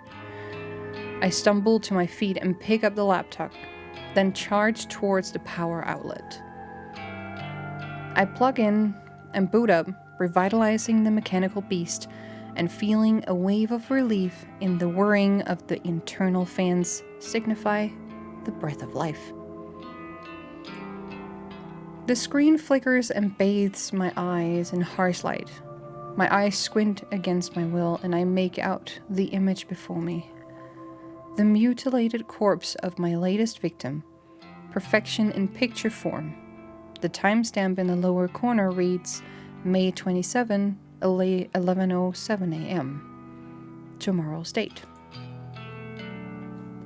The photo is ready to be sent out. If I send it now, the victim will receive it immediately, notice the date, and realize that her death is imminent. It's time to set the wheels of demise in motion. Leaving my laptop at the outlet, I quickly dart into the kitchen. Kitchen. Well, I call it a kitchen. Well, to call it a kitchen is misleading. It's simply a tiled area connected to my living space, with a small refrigerator, microwave oven, and single hot plate. It's very simple. A small stack of drawers is nestled next to the fridge, and I pull open the second drawer from the top. Plunging my hand inside is always an odd sensation. My fingers get buried underneath a dozen cheap plastic flip phones. I grasp one of the phones between my thumb and forefinger and remove it from the drawer. It's a scratched up pink model from 2010 or so, a relic from a time not all that long ago. Not all that long ago, but that may as well be forgotten. I flip the screen up and turn the device on, relieved to see this artifact still holds power. To be fair, I charged up all these phones just a few weeks ago, but the fact that they retain a charge after being inactive for so long is a testament to their engineering. In any shady line of work, these kinds of phones are referred to as burners. Cheap, disposable devices that are discarded as soon as their purpose is fulfilled. I acquire them by rather unsavory means, but that's neither here nor there. I use these phones to send out the photos I make. By doing this, I avoid using my personal phone and thus prevent anything from being traced back to me. When a photo has been sent, I keep the burner phone for 24 hours, just in case the victim sends a reply. I know I get a good laugh out of that. Of course, I don't keep the phone on my person. I store it in an old shed out the back of my apartment building. When 24 hours have passed, I remove the phone's SIM card, snap it in half, and discard it with the combustible trash. The phone itself gets smashed and trashed in the dumpsters outside the convenience store. Also, delete the photos off my hard drive and clear my internet history. Obviously, I don't even use my own internet connection at home. I leech off of my gullible neighbor's Wi-Fi. He's under the impression I can't afford my own internet connection. Whether or not I convinced him of such is irrelevant, so he's happy to share his connection with me. Should the police ever try to track my actions, they'll only be led straight to my neighbor. I've gone to great lengths to ensure my actions are untraceable. This has all been in anticipation of my inevitable success. Looking down at the pink phone in my hand, I clear my mind and focus on the task before me. The photo is transferred easily from my laptop to the burner phone. Once complete, I open the text messaging app and enter the victim's phone number. I leave the message field blank, but I attach the photo of course. The victim will receive an empty text message from an unknown number, with only an image attached. The message is just about ready to send, but there's one more flourish I'd like to add. I open a particular app I previously downloaded to every burner phone. It's simply called Number Mask, and it's one of the most ingenious apps I've ever used. The app asks for the number I want to use. I punch in my memorized trademark 666 33 666 22 666 44 666. Now, when I send a text message, the receiver will see these numbers appear on the caller ID. Not only does it mask the burner's real phone number, but it's an extra calling card to help boost my infamy. I smirk, my thumb hovering over the send message button. This is it. This is going to be my long-awaited victory. The second victim to end up dead. I just know it. This is the stepping stone to my success. The second of many bodies that will pave the way to my glory. I send the message. We're doing it, guys. We're committing murder. I arrive at work on time, just as usual. My hand is heavy with the weight of several cans of coffee, hopefully enough to help me power through the day after having had such a late night. I can't help but yawn loudly as I wait for the elevator in the lobby. Just before the elevator door opens, my phone starts to ring. I step aside and answer the call. Hey. Hi, Noriko. Good morning. Did I call at a bad time? Not at all. I'm just about to go into the office. Oh, should I call back later? It's no problem. Don't stress. Okay, sorry.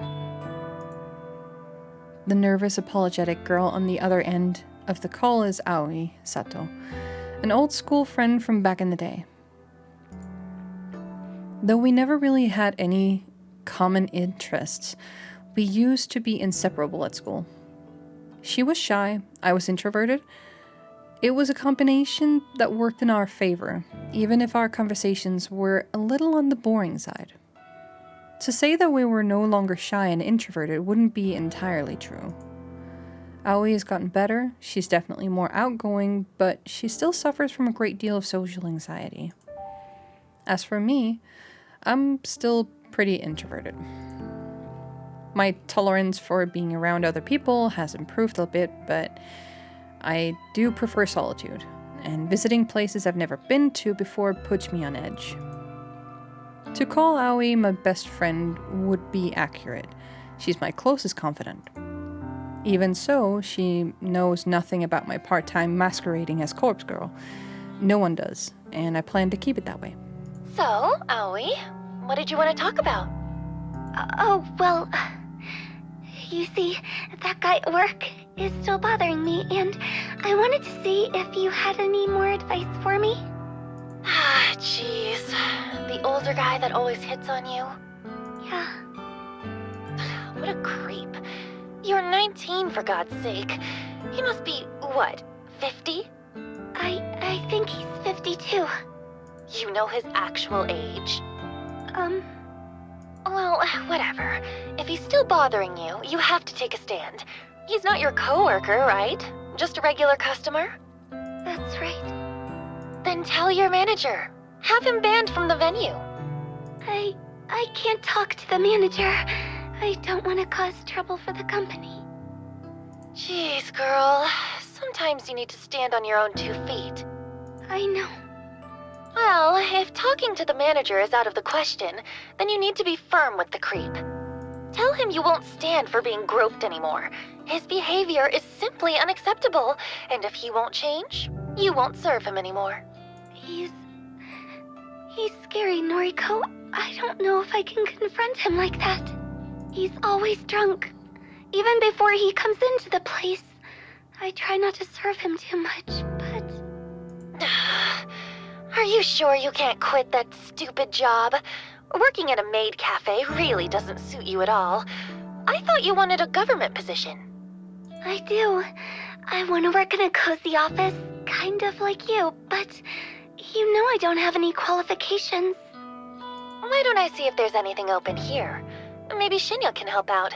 He got me this job, remember? Shinya. Maybe. He was always a nice guy, right? He's super nice. Stick in the mud, but a nice one. Noriko, don't be mean. Yeah. You want me to ask? Yes, please. If it's no trouble. It's no trouble. I'll talk to Shinya. Then maybe you can quit that crappy job and come work with me. Oh, that really does sound wonderful. Thank you, Noriko. I'd be so lost without you. Don't be silly. You're amazing, Aoi. Leave this to me. Thank you. I end the call and heave a sigh. Having to go and ask Shinya about a job actually is a pain in the ass, but I never admit that to Aoi. I want to help the poor girl. I really do.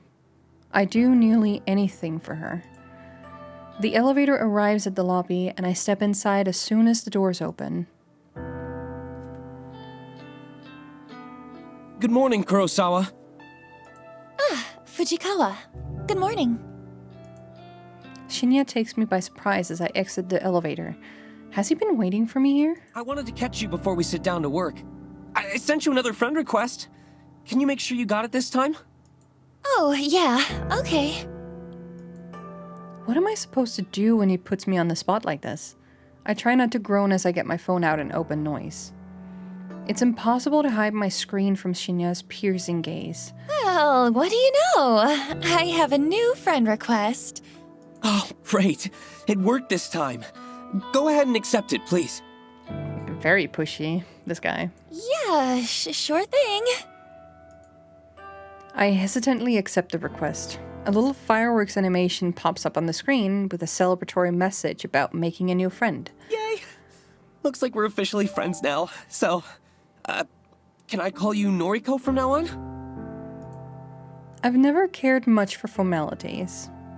I try to adhere to them in the workplace, but honestly, I don't care if people refer to me by my first or last name, regardless of whether they're friends or not. That's fine. You can call me Noriko. Shinya's eyes light up. That seems to have made the boy happy. Thank you! Oh, you can call me Shinya, of course. Shinya.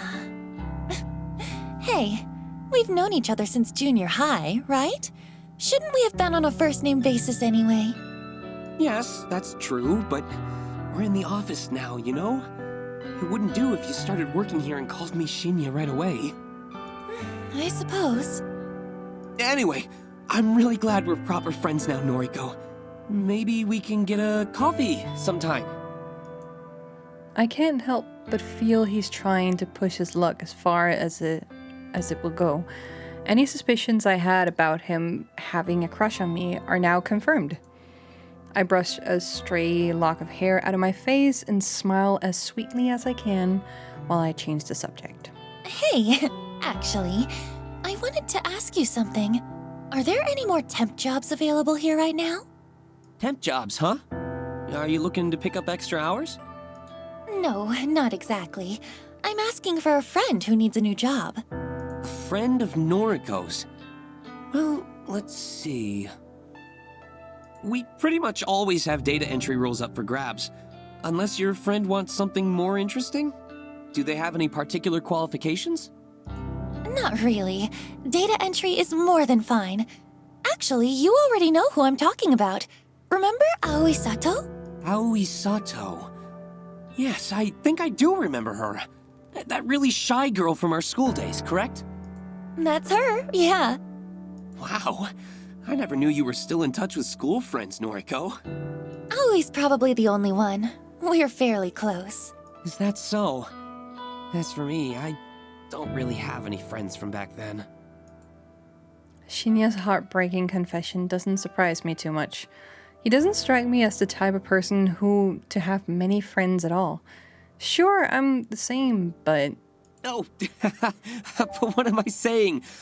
We're friends now, so I guess I do keep in touch with school friends. Oh. At one point, he's really obsessive, and then another, he's kind of a dork. An adorable dork. Yeah, I guess so. Hey, I'll ask my superior if we can get Sato an interview. Is that okay? I'd really appreciate that. Thank you, Shinya. No problem. Leave it to me. He gives me an awkward salute before skipping away. Our little exchange has obviously made him pretty happy. For some reason, something that Tomoe Watanabe said yesterday pops into my head. She mentioned that I'm leading Shinya on, but that's not true, is it? I shake the thought out of my head. I'm just being nice to him. That's not wrong, is it? I take a seat at my desk and perform my morning ritual. From my handbag, I retrieve my headphones, coffee, and breath mints. Computer on, music playing, coffee open. My fingers tap rhythmically against the keyboard and I slip into the usual workday trance.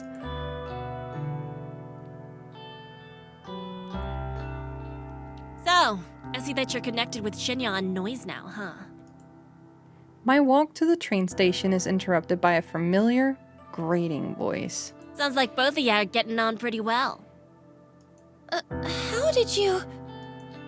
Oh, of course. Tomoe and I are already friends on Noise. She would have seen the notification when I accepted Shinya's request. It's actually kind of strange that Tomoe and I are connected through the app. We added each other on my first day of work before I learned how much of an intolerable excuse for a human being she is. We simply never deleted each other. Even after all these months, her posts are entertaining anyway. I mean, at the very least. And since I rarely ever post anything myself, she probably forgot we were connected at all. Until today. Now look, don't get me wrong, you hear?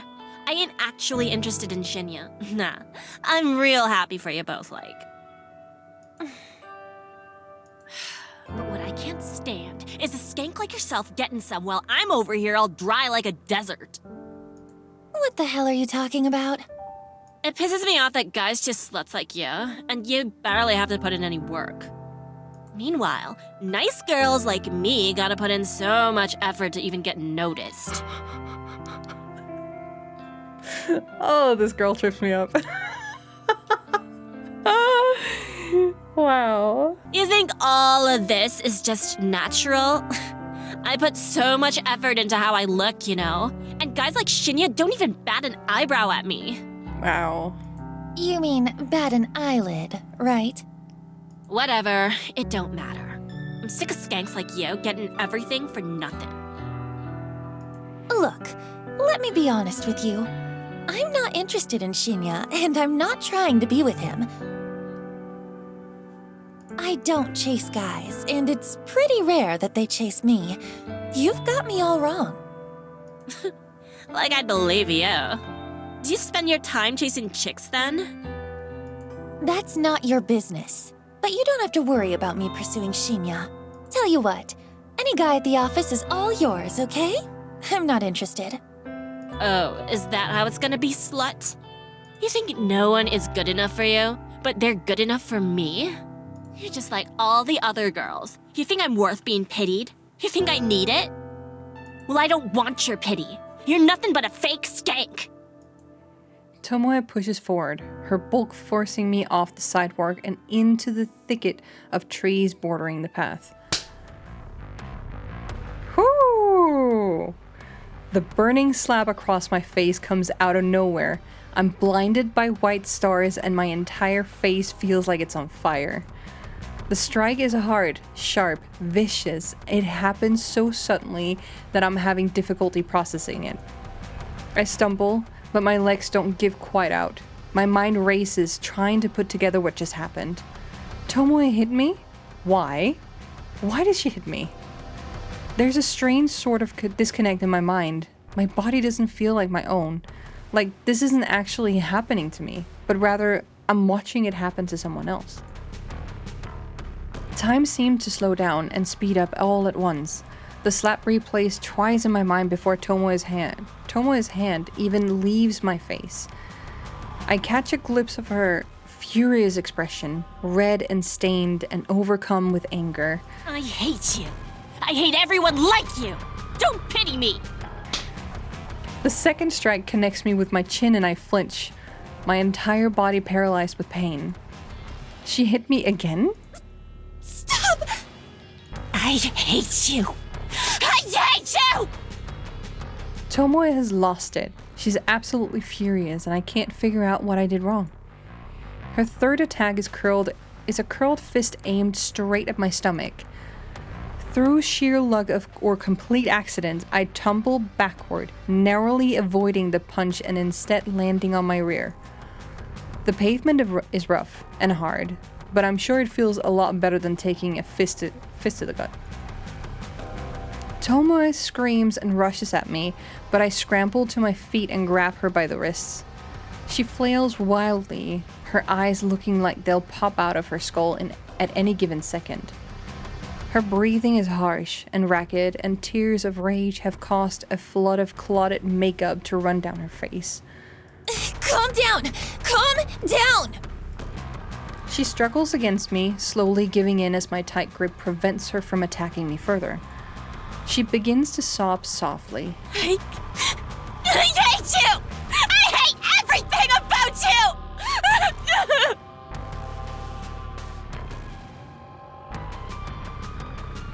With a great pull, Tomoe frees herself from my grip. She steps away, cursing, and then runs past me. I blink in disbelief as she breaks into a sprint, heading in the direction of the train station. I raise a hand to my tender face and touch it gently. The stinging sensation is completely new to me. Never before have I ever been attacked like that. What the hell was all that about? I can't believe she hit me. She's so wild.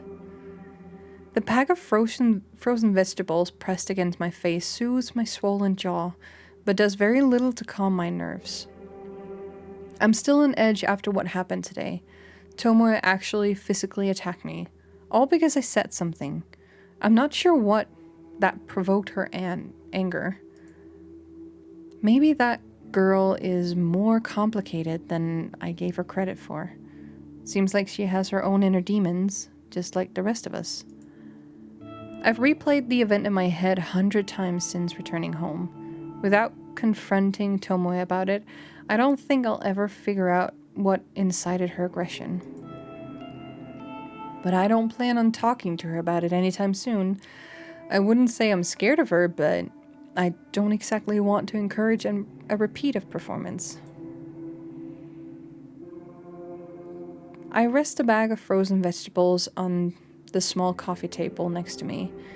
I think I've done all I can to reduce the painful swelling for now. Sighing and leaning back, I get the soft padding of the couch consume.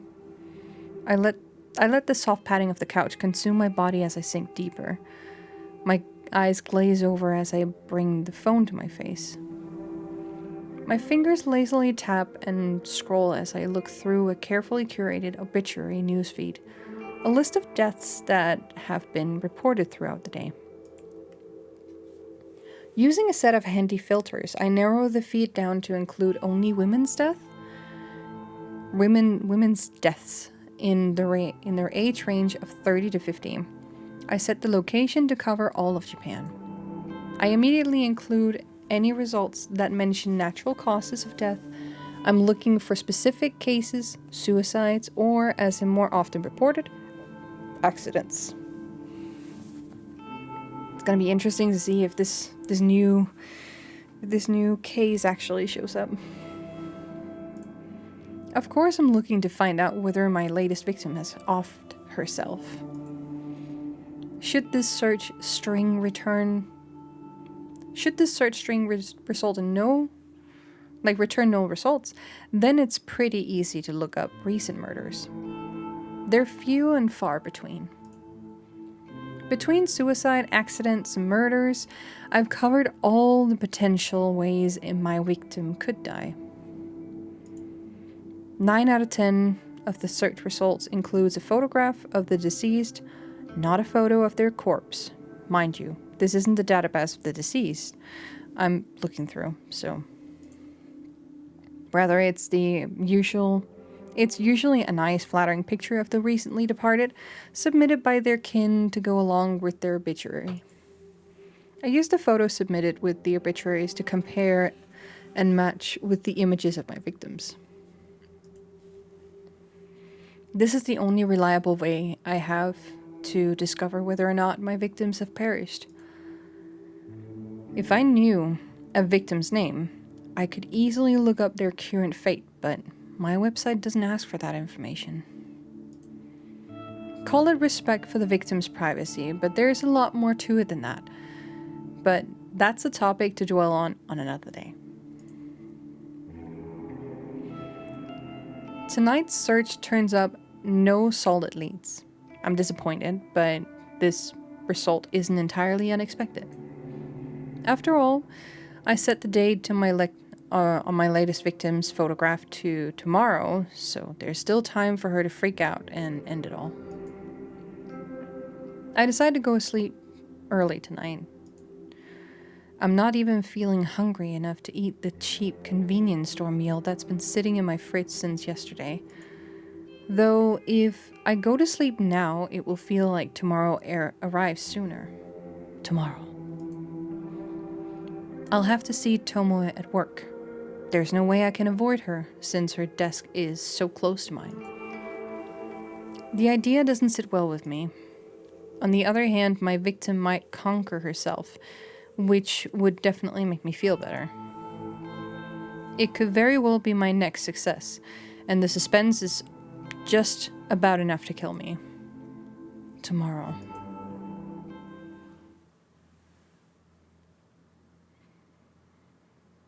Oh, reloading, chat. Wednesday morning, May 27. My typing is hesitant and distracted this morning. My fingers falter, misstep, and tap backspace repeatedly. This is no good. I can't focus on work while I'm staring at the top of Tomoe's head, popping up from behind a monitor a few desks away. Even my work playlist isn't inspiring me to pulverize the keyboard today. Normally, a blast of pure volume and a shot of caffeine is enough to carry me to the greatest heights of productivity. I press a finger to my pursed lips, trying hard to regain my focus. I absentmindedly noticed that I missed the edge of my top lip when applying lipstick this morning. Damn.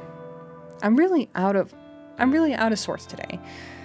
At least I managed to apply some extra blush to cover up the faint bruising on my face. I might have overdone it a little, but it's better than looking like I just stepped out of a boxing ring. Good morning, Noriko! Boy, have I got some neat news for you! Ooh. I'm so absorbed in my own thoughts that I barely register Shinya standing in front of my desk. Noriko? Excuse me? Noriko? Are you in there? Huh? My eyes fixate on Shinya's goofy smile. I quickly remove my headphones. Fujikawa, Shinya. Sorry. Hi. Are you okay? Yeah, I'm fine. Tired is all. Oh, I hear you. I was up late last night. Boy, I must have been up past 10. Just could not put down this new crime thriller I've been reading. Oh, yeah, right. I was up late reading too. Your horror novels, right? Don't they leave you feeling a little scared before you go to sleep? No, not really. It's all fiction, so it's pretty easy to distinguish from reality. I do love horror stuff, especially horror reading. They're great. They don't really leave me scared all too much. I just have a hard time putting them down because they're so addicting. Is that so? Wow, that's not like my book at all. The crimes in this story are all based on real cases. My jaw hits the floor every time I turn the page. Yeah. Anyway, let me tell you this. Your friend Sato can take a data entry opening starting from Monday. She doesn't even need to interview. That's how much the boss trusts me. I'm genuinely impressed with Shinya's ability to score Aoi a job. Say what you want about the guy, but the bigwigs obviously have faith in him. Wow, Shinya! I don't know what to say. Thank you. Thank you so much. Don't thank me yet. Sato is going to be worked to the bone. I hope she's prepared for it. Trust me, anything will be better than her current job. Really, thank you, Shinya. You came through for us here. Well, I'm just happy to help. Hey, Noriko, can I ask you something? Sure, shoot. Shoot? Oh, right. An expression. Oh no. He is really, he's a dork, but adorable. Sorry, I just remembered this case in the novel I'm reading, where a police officer shoots at a perp only to... Hey, you, wanted to ask me something? Right. Are you friends with Watanabe? I blink a couple times. Tomoe? You're on a first-name basis with her. Then you must be great friends. I mean, I wouldn't say... Listen, would you mind putting in a good word for me with her? I'm kind of interested in, taking her out sometime. But I could never ask her myself. I'm stunned. Gobsmacked. Speechless. Shinya likes Tomoe? I thought he liked me. Is my intuition wrong? I wonder if the clues have been in front of me this whole time. What else haven't I been seeing? Noriko? What do you say? Shinya, look. Honestly, I'm not really friends with Tomoe. I don't think I can help you. Oh, I see. That's a shame. I thought maybe you were close. Darn. I guess there's not much to be done, is there? Even after I helped you and Sato out and all. Is he seriously trying to guilt me? I have to hand it to him. I didn't think he had it in him. Well, I suppose you can just tell Sato to start work on Monday morning. Guess I'll see you around the office then. Shinya leaves, and I bury my face in my hands. Has this world gone mad all of a sudden? Shinya likes Tomoe, not me? It's not that I'm disappointed. Hell, I don't even have feelings for the guy, but for him to be interested in someone vapid like her just blows my mind. Vapid? Help me out, chat.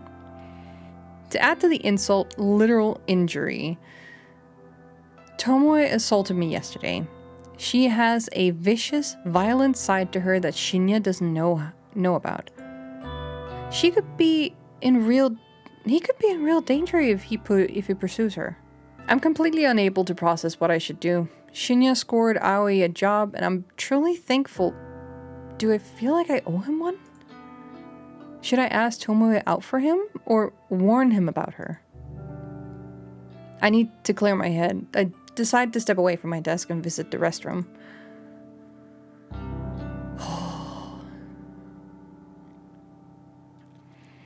Though I've no need to use the restroom, I enter a stall and lock the door behind me. Sitting on the toilet's closed lid, I lean back and exhale. I'm getting too caught up in office drama. That's what the issue is. It's unlike me. I'm supposed to be stoic, unflinching. It's my ideology, my entire identity. My emotions are better locked away than stitched on my sleeve. I'm Corpse Girl, for crying out loud. My purpose is bigger than all of this. I am destined for greatness. The day will come when people will fear my name, right? I shake the doubts from my mind and pat my cheeks.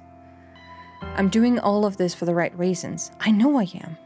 If I start doubting myself now, I will never see my mission through. An unfamiliar jingle rings out through the restroom, echoing off the walls. It sounds like a phone alert, but where did it come from? It takes me a few seconds to realize I have my own phone in my hands, and it's vibrating incessantly. I must have grabbed it subconsciously from my desk when I stood up. The screen is lit up, and a message reads, "One new article matches your custom filter. Dead body. Lol." Wait, what? The auto newsfeed I set up last night is actually located something? I hurriedly unlock my screen and open a certain app. The same app I was trawling through last night looking for obituaries.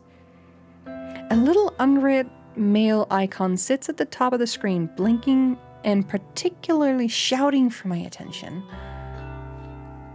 I hit the icon and read the information presented to me. Article post online today, 11:22 a.m. Keywords found 3.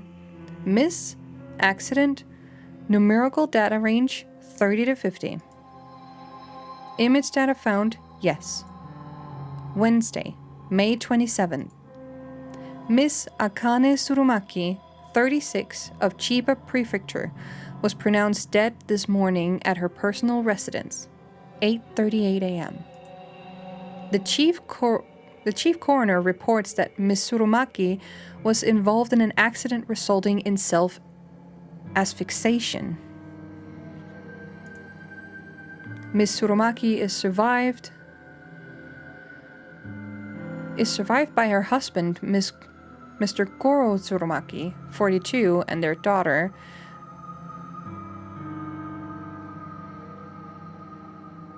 Does it really say survived? Or survived? No, it's survived. Survived. No, survived. I don't know. And their daughter, Miss Fu Tsurumaki, 1. A funeral service will be held on Friday, May 29th. View image attachment. I hurriedly tap the button and gasp as the image loads. It's her! The photo! It's unmistakably the same woman. Plain features, little makeup, no signs of a personality, Akane Surumaki, the latest victim to receive a photo of her own corpse. My breathing stops all of a sudden. I'm gasping for air, my cheeks on fire, my fingers numb. I did it. My meticulously crafted photo caused this woman to end her own life. An accident resulting in self-asphyxiation, meaning she died by suicide, strangled herself, or held her head down in the bath. The news never reports anything as a suicide. It is such a taboo topic in this culture. Everything is always an accident. All this time I've been trying to compel somebody to kill themselves. My corpse photos constantly becoming more and more elaborate, more and more convincing and realistic. And now, somebody has died again. Because of me. Because of Corpse Girl. I was right all along. I do possess power. I have the power to end lives through my work, my art. I've known it all this time, and I've finally proven it. Nuri Hatano's death planted the seeds of belief in my mind. The belief that Corpse Girl is more than a mortal being. And now, Akane Surumaki's demise has caused those seeds to bloom and blossom into pure certainty. Corpse Girl truly can end lives. It's a wonderful revelation, and it relieves my turbulent mind. However, I can't get my fingers to scroll back up to reread the obituary. My hands aren't fully functioning. My legs dangle lifelessly from the toilet seat, and my coffee from this morning is working its way back up my throat. I feel the sting of tears in my eyes, sweat trickles on my forehead, dripping down my uncharacteristically thick makeup. All of a sudden, I can't breathe. My lungs refuse to take in any more oxygen. I panic and fall forward, miraculously slamming my hands into the stall door to prevent my head from colliding with the floor. My nails scrape against the door, enamel paint peeling chunks of green from the surface as I slide down. Down and down, until my head rests uncomfortably on the damn tiles. My eyes roll back and my tongue lolls out the side of my mouth, dangerously close to the tile floor, but completely out of my sight and mind. I taste the foundation and blush, a little bit of sweat, and then nothing at all, as the still air envelops my taste buds. My photo killed that woman. That woman killed herself because of my photo. My photo killed that woman. That woman killed herself because of my photo. My woman killed that photo of herself because of that photo. The woman killed herself in the photo. My eyes begin to regain their focus, and my stomach turns, heaves, and shakes, and warm coffee spills from my lips as I try to smile, but only manage to gurgle. The gritty paint underneath my fingernails has a rough texture that I don't like that much. I feel queasy and ecstatic at the same time. It's a horribly wonderful feeling that I could do without. So much for stoic, unflinching Noriko. Remember stoic, unflinching Noriko? This is her. Writhing on the bathroom floor, her lungs working once more and her breath ragged and gasping, sucking in air like a mosquito sucks in blood. This is Noriko. Noriko with her grandiose fantasies of death and killing people without having to kill them at all. without having to leave her apartment because the outside world is scary and there are people out there probably trying to kill her. This is Noriko. Me. The real me. Acting tough and fearless when I'm crying on the inside. Always sad. Always miserable. Always lying on the bathroom floor with my fist clenched and my phone resting in a puddle and my life slowly spiraling out of control. This is me. I did this. I killed that woman. She had a husband and a daughter, and some random person requested that I kill her, so I did. She probably didn't do anything wrong.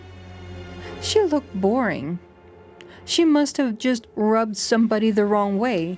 Maybe she didn't even know what she did, just like how I rubbed Tomoe the wrong way, and I don't know what I did. But Tomoe slapped me twice, hard, and it hurt. It hurt. It must have hurt that woman too when she strangled herself and killed herself. I killed her. I directly killed her with my indirect actions. She's dead now. And I'm alive. I'm still here. Lying on the bathroom floor on the 14th story of Shinjuku's Temujin office building, and I have paint underneath my fingernails, and Aoi is going to start work here on Monday. But I did it. I killed her. Finally, after countless of months of pretense, of false starts, of failures and disappointments, I killed somebody again. Corpse Girl strikes for the second time. And above all else, above this grime and muck on the floor and the tingling feeling underneath my fingernails, above all that, this feels good. This feels so good. Blood has returned to my legs, the pins and needles have faded, and my toes shiver beneath my stockings and shoes. An electrical charge pulses down on my thighs and dissipates through my feet. I manage to plant two hands firmly on the tiles and push myself up onto my wobbly knees. I suck in air and breathe all of it back out almost at once. I feel dizzy, and a bizarre warmth is welling up inside my stomach and chest.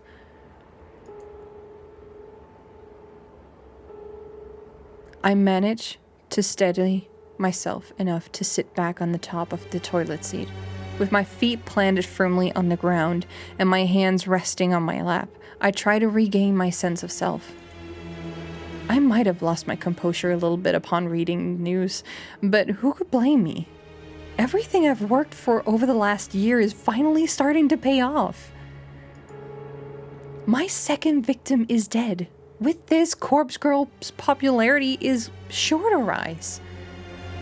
More and more people will issue requests through the website. More and more people will receive corpse photos, and more people will... She killed herself. She killed herself! Oh, how I wish I could see the real body. If only I could see her mangled corpse, drenched in sweat, and finally at peace. I notice my phone is wedged between my wet fingers. I must have subconsciously scooped it up from the pool of muck on the floor. I try to ignore the sticky texture clinging to the screen. My fingers are no longer numb. I scroll up and I reread the obituary article. Miss Akane Surumaki, 36 of Chiba Prefecture, was pronounced dead this morning. Dead. Pronounced dead. My breathing staggers once again. My jaw gently lowers. Involved in an accident. Hot steam clouds my face, resulting in self-asphyxiation. I salivate unconsciously, a trickle of moisture creeping down my chin and dropping on my lap. My cheeks are flushed. My vision slightly blurred. She killed herself. Because of me. She killed. I let out a gasp as my hips rise against my will. My toes curl, my legs stiffen, my skin tingles. I lean back against the cistern, the cold porcelain penetrating the thin fabric of my clothes and chilling my burning hot skin. My eyelids flutter as my mind hazes over. I can't control my body any longer. All the anticipation of the last few days, the tension building in my muscles. I can't. My legs tense up, my knees buckle, and my neck tilts back. A whispered gasp slips softly between my lips.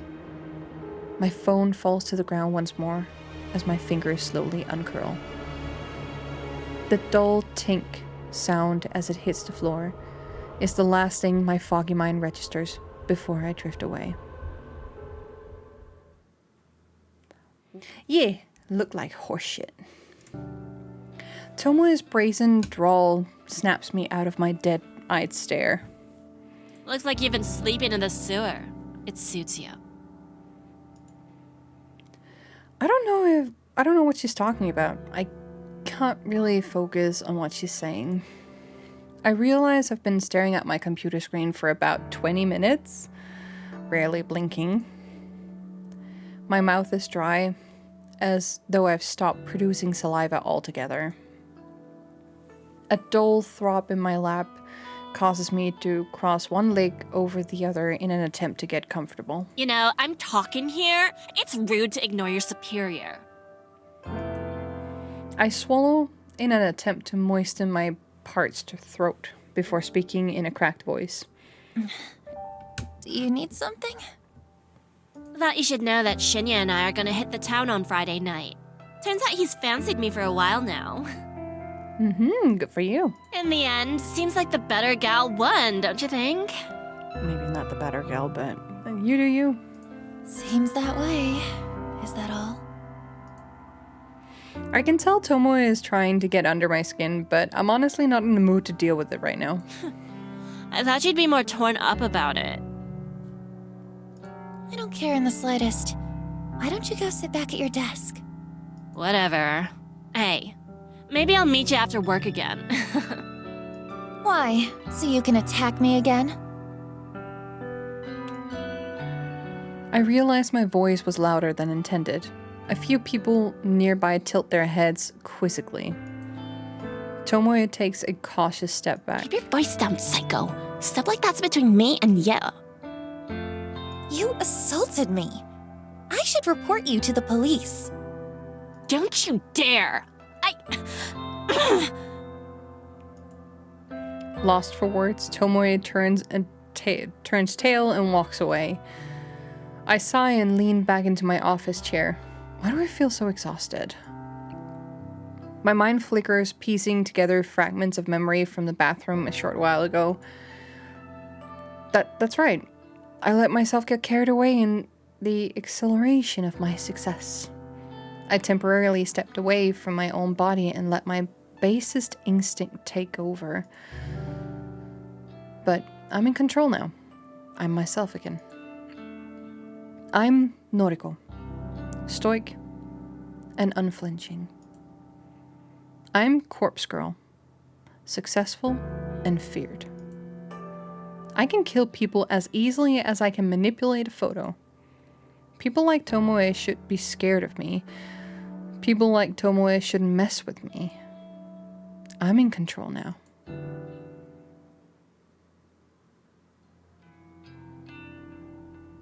Climbing the steps to my apartment is always such a chore.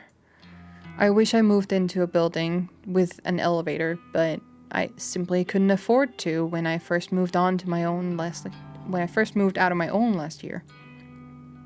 These old apartment buildings creak and groan when you ascend the stairs.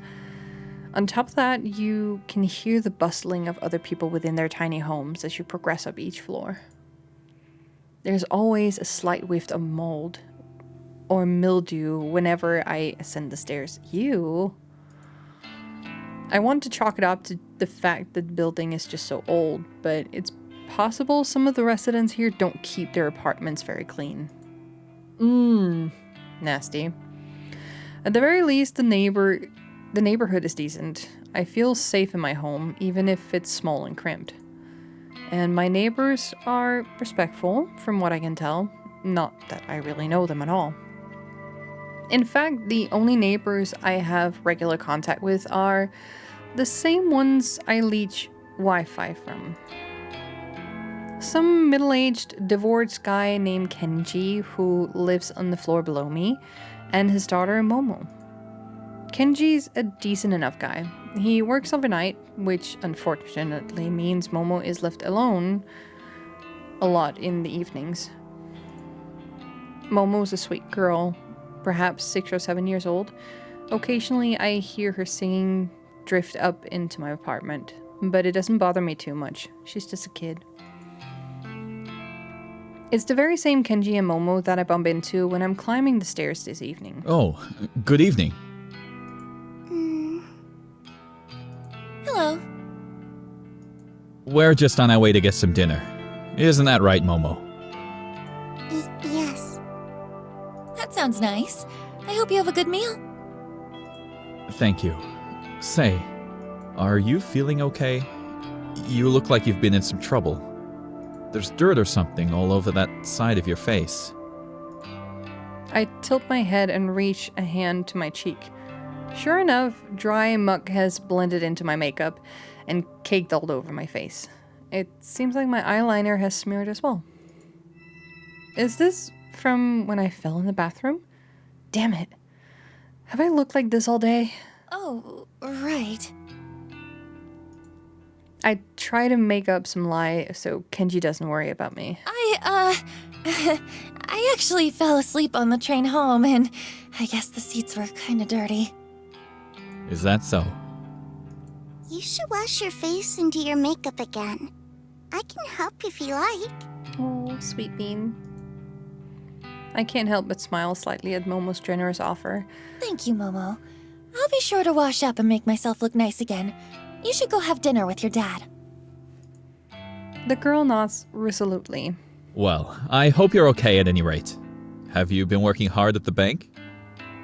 Oh, actually, I just work at the head office for the bank, so... Oh, that's right. Sorry.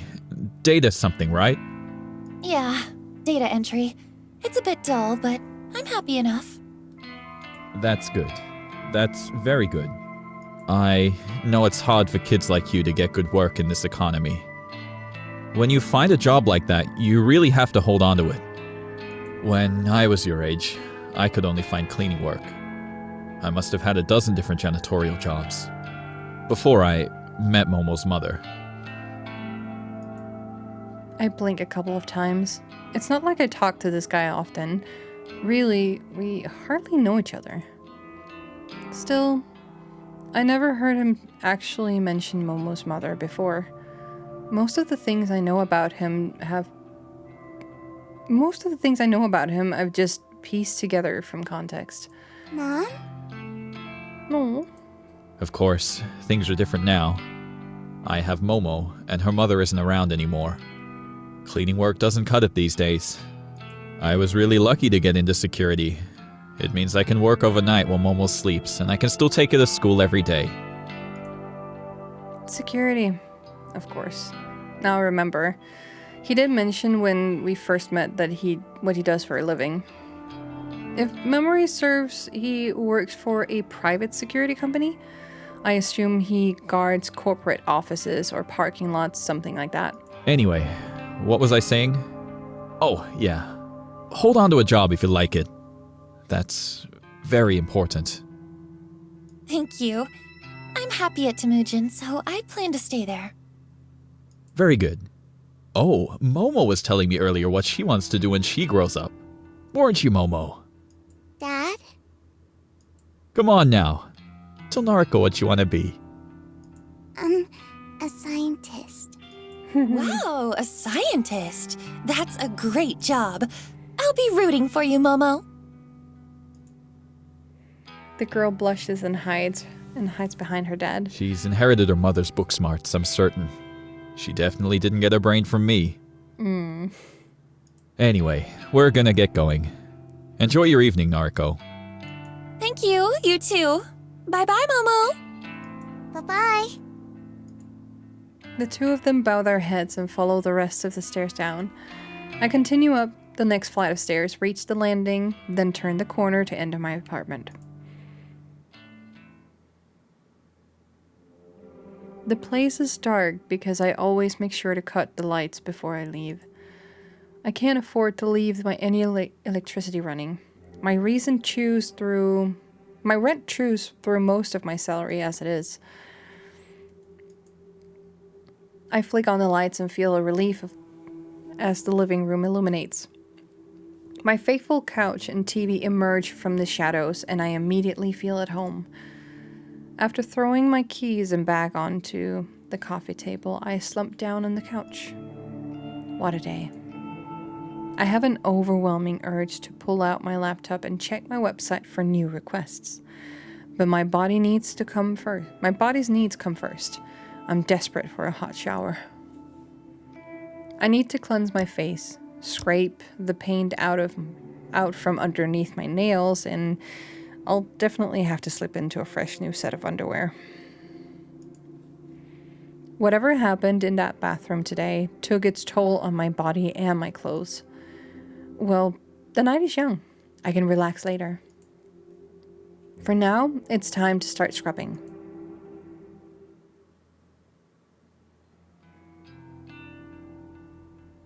May 28th, Thursday morning.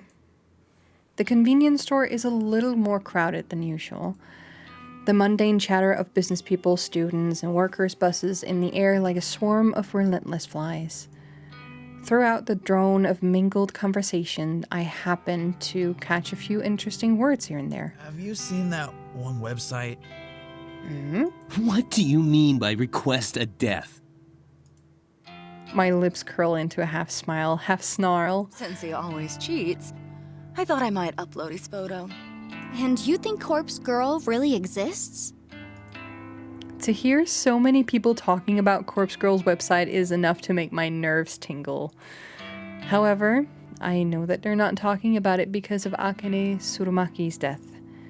As far as I can tell, her death wasn't reported to the news as a suspicious case. The only source of information I could locate was her obituary, and that didn't mention anything about foul play, so there's no way anyone could know that Corpse Girl was involved. People are talking about the website in the same way that they always have.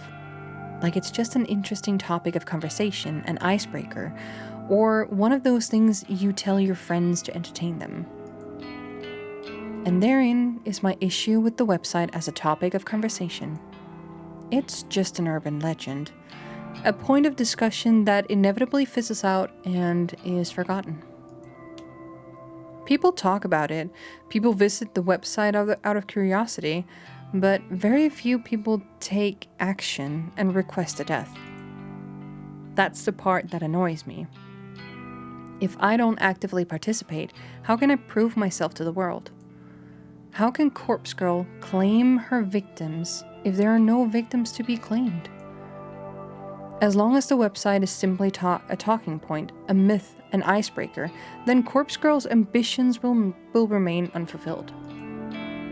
To be fair, I haven't yet provided a compelling reason for people to take the website seriously. The death toll is humiliatingly low. I need to ramp it up and step up my game for Corpse Girl's sake. Until I manage to do that, people will continue to simply discuss the website in hushed tones, like it's some taboo fantasy that shouldn't be spoken of. But with some more time and some more victims, soon everybody will know to fear Corpse Girl. Thanks to the constant drone in the convenience store, I barely register the quiet melody of a ringtone. Eventually, my ears become keen enough to pick it out, and I answer my phone. Hey. Good morning, Noriko. Is this a bad time? Not at all. I'm at the convenience store. Oh, good. I wanted to catch you before work. No worries. I actually meant to call you yesterday, but the day got away from me. That's okay. I wanted to ask if you spoke to Shinya yet? I sure did. Guess what? What? You start work on Monday! You'll be doing data entry with me. We might even get to sit near each other. Finally, she's gonna get out of that horrible cafe, guys. Oh my gosh. Really? Are you telling the truth? Of course. When have I ever lied to you? Oh, Noriko. I'm so excited. Thank you. Thank you so much. Does this mean I can quit the maid cafe now? Yep. Quit today if you can. Oh my gosh. Thank you. Thank you. Aoi, are you crying? I'm so happy. Making Aoi so overwhelmingly happy feels really good.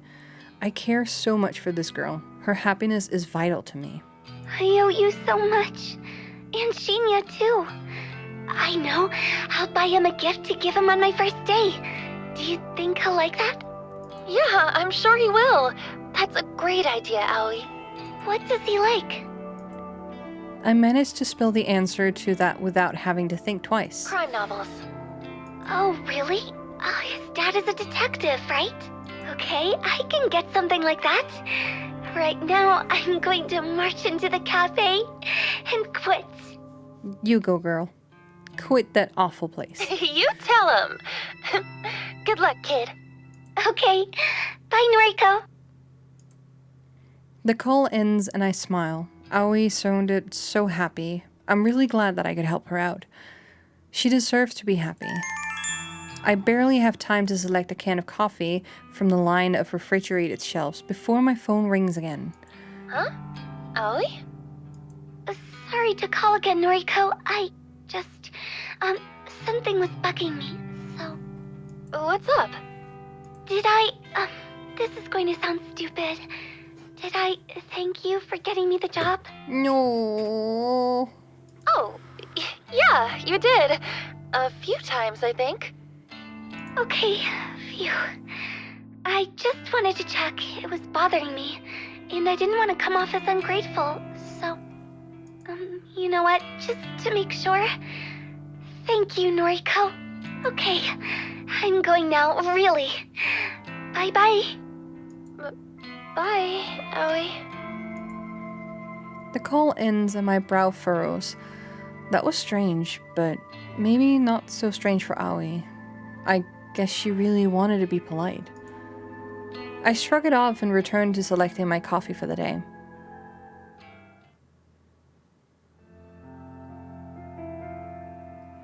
The office atmosphere is unusually somber when I exit the elevator. There are a few people around than normal. Some executives I rarely see on this level are hovering around in one of the glass screen cubicles to one side of the floor. I spy Shinya standing at his desk talking quietly on the phone. He's nodding and bowing a lot, despite the fact that whoever is on the other end of the call can't see him. I want to ask somebody what's going on, but nobody seems to notice me arriving. I shuffle my way to my desk and I sit down. I spend some time looking over a spreadsheet of today's tasks. After going through it thoroughly, Shinya arrives in front of my desk, seemingly out of breath. Noriko, has anyone filled you in yet? No, what's going on? Why is half the office empty?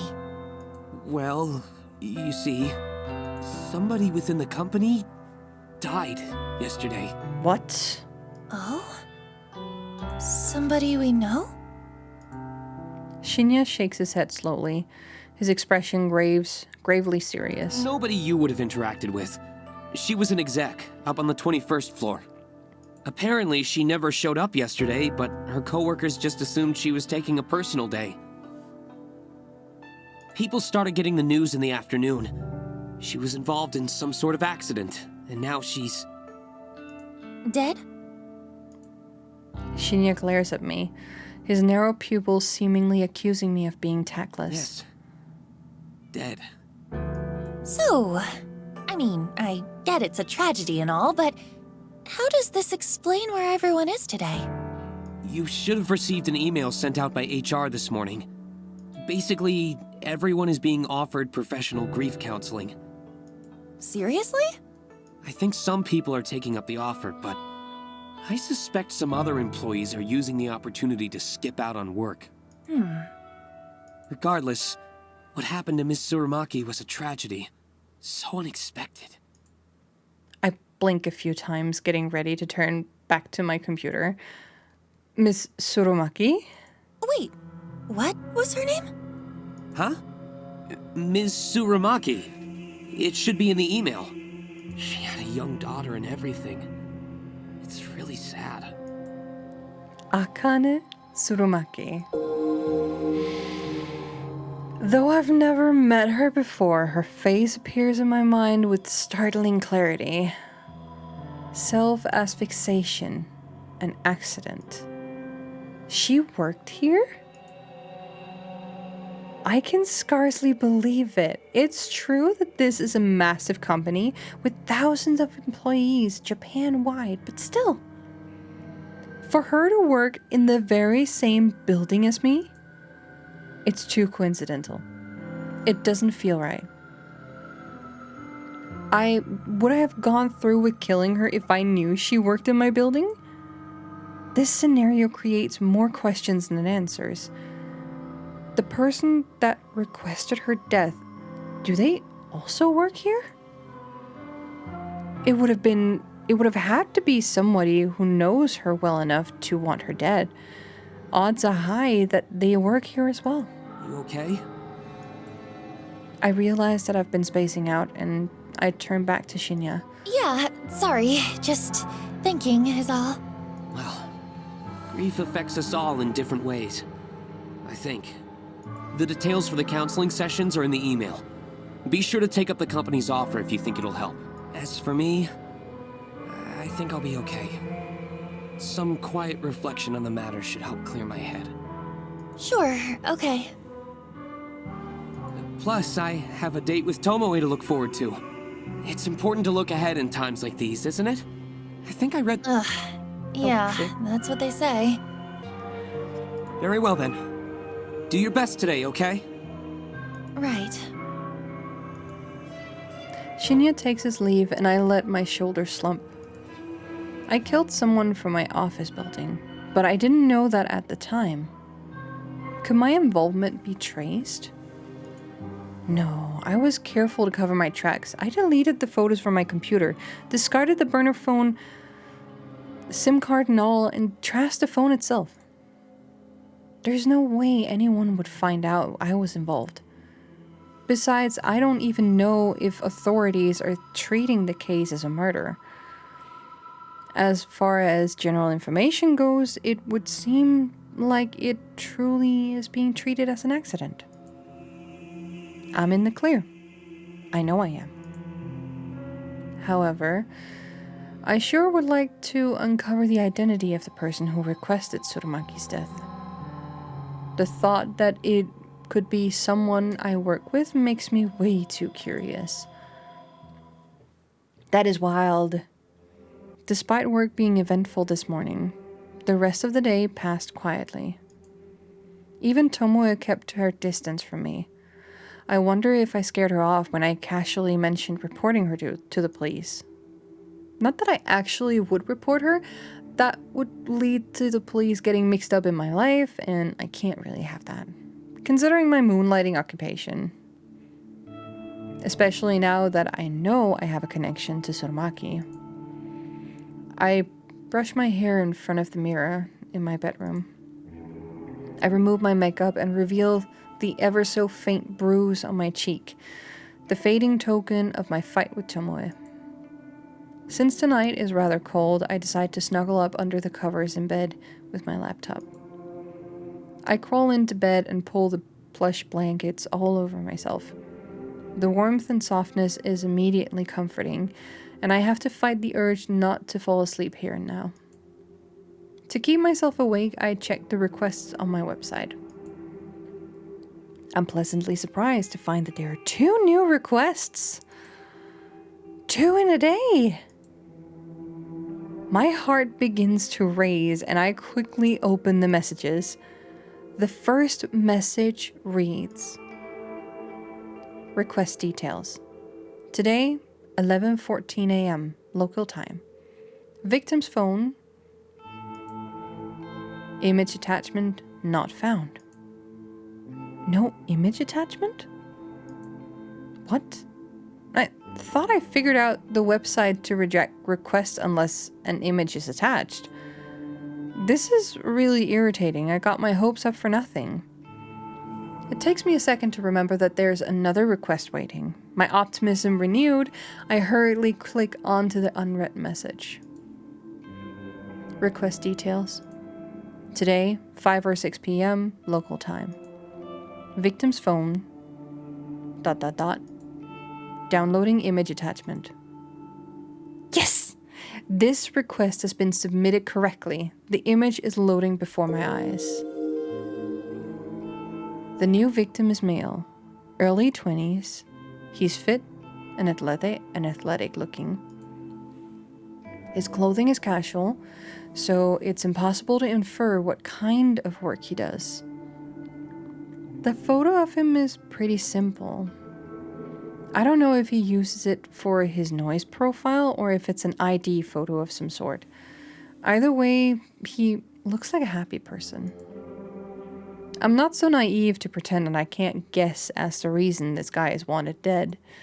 Perhaps an ex has submitted details after a bad breakup, or a jealous sibling wants him out of the picture. People's motivations are purely selfish. Requesting death of somebody is guaranteed to be motivated by self-interest. So why did somebody want Tsurumaki dead? She was so plain looking, so uninteresting. She didn't look like she was capable of even thinking out about wronging somebody. Did somebody want revenge on her? Or did somebody simply find her so dull that the thought of removing her from the planet seemed appealing? I interrupt my own thoughts and return to the task at hand. Dwelling on a past victim won't do me any good if I want to continue my streak of success. This new guy is attractive. It's almost a shame to have to chop him up. Well, we all get what's coming to us. No sense in trying to avoid scaring a pretty face. Or scarring a pretty face. Beauty is superficial anyway. I know that as well as anyone. No one deserves to be spared just because they're good looking. Beautiful people should suffer as much as anybody else. Beautiful people do suffer as much as anybody else.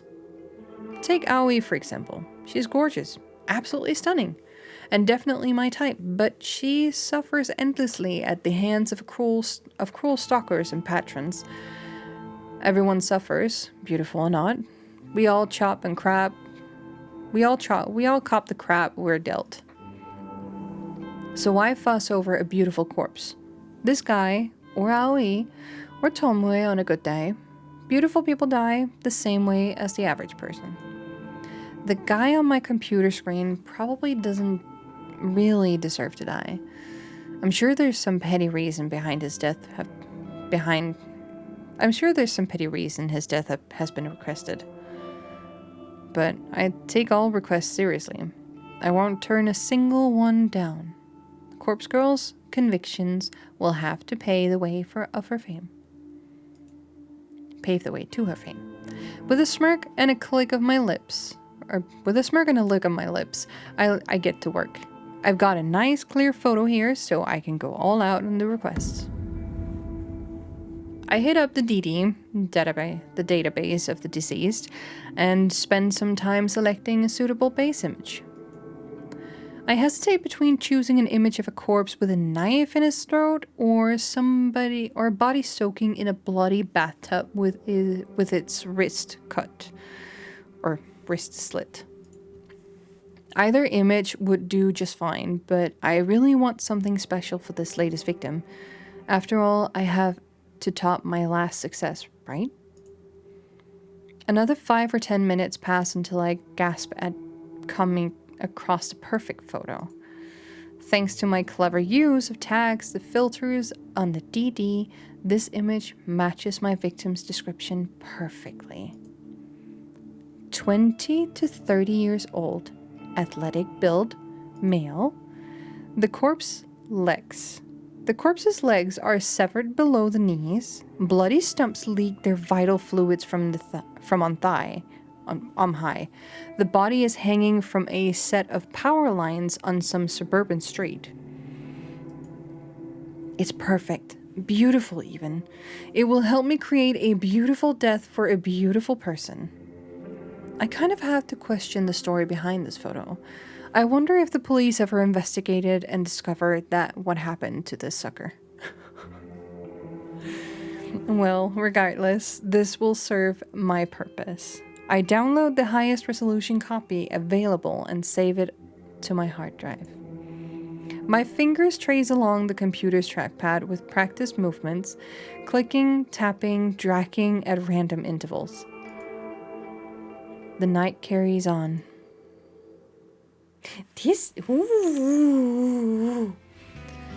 My walk through the train station this morning is confident, cocky, self-assured. When I board the train, I even manage to take a seat for the first time in a while. I withdraw a worn book from my handbag and flip open the cover. There's a name scrawled in blue ballpoint pen on the first page, but it has become faded and illegible over time. I don't quite remember where I picked up this book. Maybe I discovered it at a secondhand bookshop. Who knows? I own so many obscure tomes that I can't be expected to recall purchasing every single one.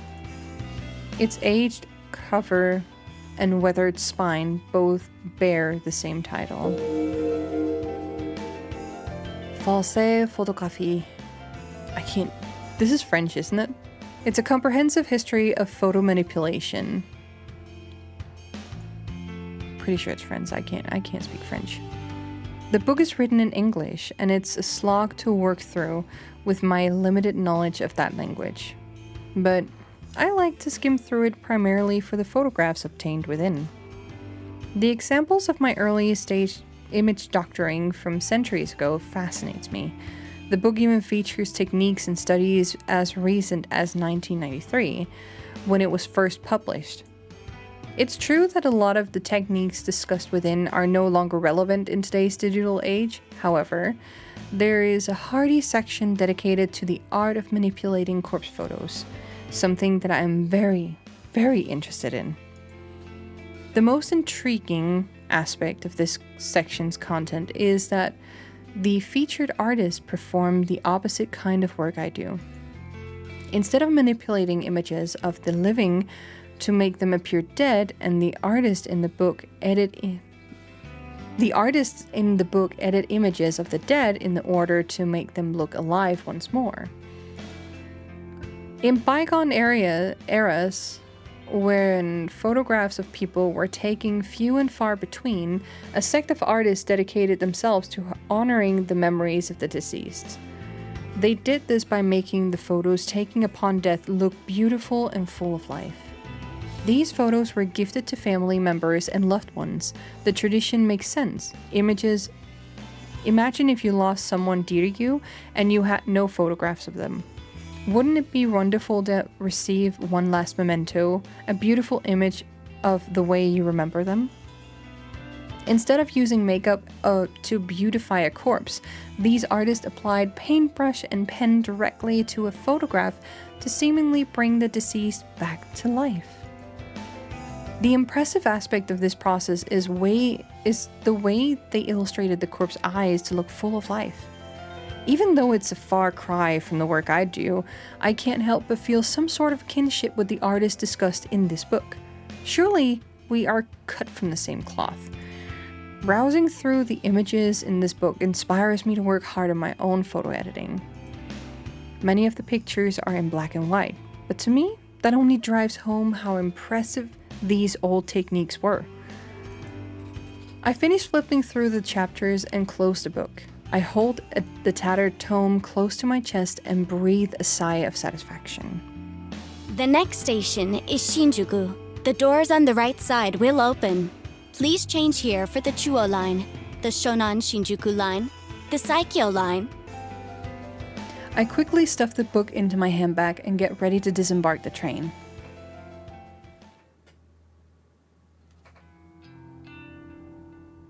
When I'm certain nobody's looking, I carefully open the lid of the large dumpster in front of me. The stench of rotten food and who knows what else assaults my senses, and I reflexively gag and splutter. The staff at the convenience store really need to seal their trash in plastic bags before tossing it in here. Ew, that's disgusting. Ugh, this is disgusting. I have to stop doing this. The raised open lid locks into place at a 45-degree angle, allowing my now free hands to retrieve a small black object from my handbag. It's a flip phone, a cheap plastic thing with a shiny charcoal finish. I open it up and tap on the retro tactile keys, confirming that I've completely deleted all sent messages and photos. Nodding to myself, satisfied with that I've covered my tracks, I eject the battery from the back of the casing and toss it in the dumpster. Then snap the phone in half along the hinge, separating the screen from the keypad. The screen crunches into pieces with a gratifying I can't even replicate that. Underneath my shoes, I retrieve the smashed parts from the asphalt, careful not to prick my finger on the sharp glass. With hardly a glance, I unceremoniously launch the broken parts of the phone into the dumpster. I clap my hands together to dust them off, then shut the dumpster lid and hurry away. I sidle between the brick wall of the convenience store and narrow metal railing intended to keep people like me away from the dumpsters. Now, in front of the convenience store, I finally feel I can breathe deeply without fear of inhaling the toxic contents of the dumpster. I let my lungs take their fill before nonchalantly crossing the street. That takes care of my latest burner phone before leaving the office building. I cracked the SIM card in half and disposed of it in the combustible trash. Now, with the phone itself destroyed and discarded at different locations, my mind is at ease. It has been slightly less than 24 hours since I messaged my last victim, that athletic guy that I may have briefly fantasized about during my restless slumber. My general rule of thumb is to keep a burner phone for exactly 24 hours after sending the photo. However, I made an exception today. I wanted to discard the phone early, clear my anxiety, and get a full night's rest tonight. Besides, it's not like anyone ever replies to the messages I send. I'd love it if they did, but it is what it is. So really, there's no holding on to the evidence of my wrongdoing for longer than necessary. If memory serves, I wrote tomorrow's date on the latest victim's timestamp, May 30th, 10:31 a.m. The victim may decide to kill himself today, of course. He could end up just like Akane Tsurumaki.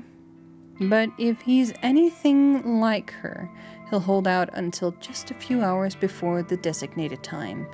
He'll panic, he'll let panic and fear boil and build inside him until he just can't take it anymore.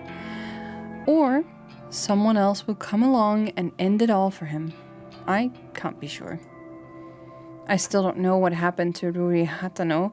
Did she kill herself, or did someone else snuff out her life? Either way, I'll start researching obituaries tomorrow. I'm confident that this will be another successful request. If it is, I'll truly be on a winning streak. With butterflies in my stomach, I cross the road.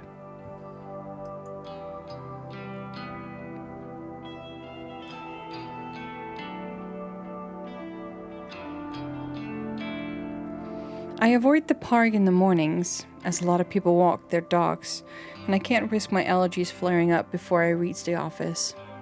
In the evening, the park is much emptier. I suppose I finish work a bit earlier than most people, so while everyone else is busy, I can enjoy the fresh air and scenery. I make my way along the neat, broad dirt path that connects the one side of the park to the other. Wooden benches line the path at irregular intervals, and at this time of evening, it's common to see a homeless person or two using a bench as a resting place. This city has more homeless people than the general population would care to admit. I try not to think much of it as I walk by every day. I already know that many people have it worse off than I do, but there's not exactly anything I can do to help, right? Should I be giving these people money that I can't afford to spare? Wouldn't I just end up homeless as well? I'm not exactly broke, but I live month to month on my salary. It's expensive to live on the outskirts of Akihabara, and commuting to Shinjuku every day it isn't exactly cheap either. When you add in the electricity bills, phone, food, I don't eat unless I have to, but I'd starve if I didn't buy a meal every other day. And don't even get me started on the cost of the coffee I drink. If I'm lucky, I can score a can for 100 yen, but more often than not, I'm not paying up to 150 for a single can. Even if I were to buy canned coffee in bulk from some of those vague variety stores like Don Coyote, I'd still only save a handful of loose change. And I wouldn't have access to the familiar section I get at the convenience store. I'm just thankful that I don't go out for drinks after work like most of my colleagues. If I had to buy rounds of beer every week, my bank account would definitely dry up. By avoiding that kind of group outing, not only do I save money, but I'm also not forced to spend more time around people. It's a win-win situation. Realizing I'm trudging along the path at a snail's pace, I tell myself to speed up my gait. Toward the exit of the park, the silhouettes of two people on a bench come into view.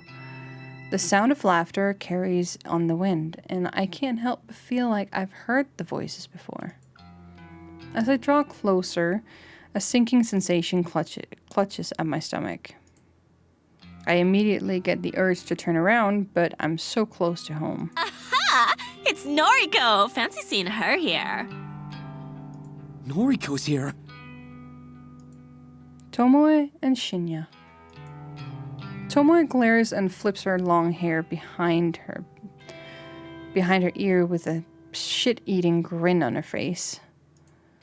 Shinya looks kind of out of place outside the office. His face is filtered by an especially uncomfortable expression. I start to wonder why these two are here, but then I recall that Tomoe did mention that they were going on a date on Friday night. I suppose it's just my bad luck that I would run into them on the way home, though. What are they doing here in Akihabara? I have to assume that Tomoe came here on purpose just to spite me. On your way home? Uh-huh. How's your, date? We're having a blast. Right, Chin? Yes, of course. A great time. I wonder if Tomoe has been dragging Shinya along against his will. Okay, well, I'll leave you to it.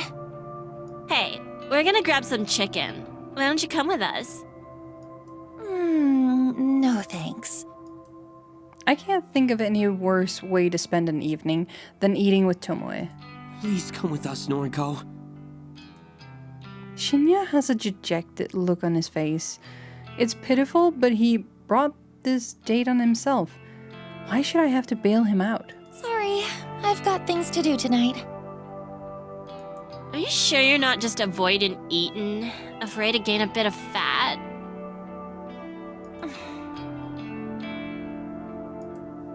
Honestly, don't know what to say to that. Say, Shin, you ever seen Noriko eat anything? Well, now that you mention it, she never seems to eat at the office. I eat at home, if that's okay with you. It's not completely a lie.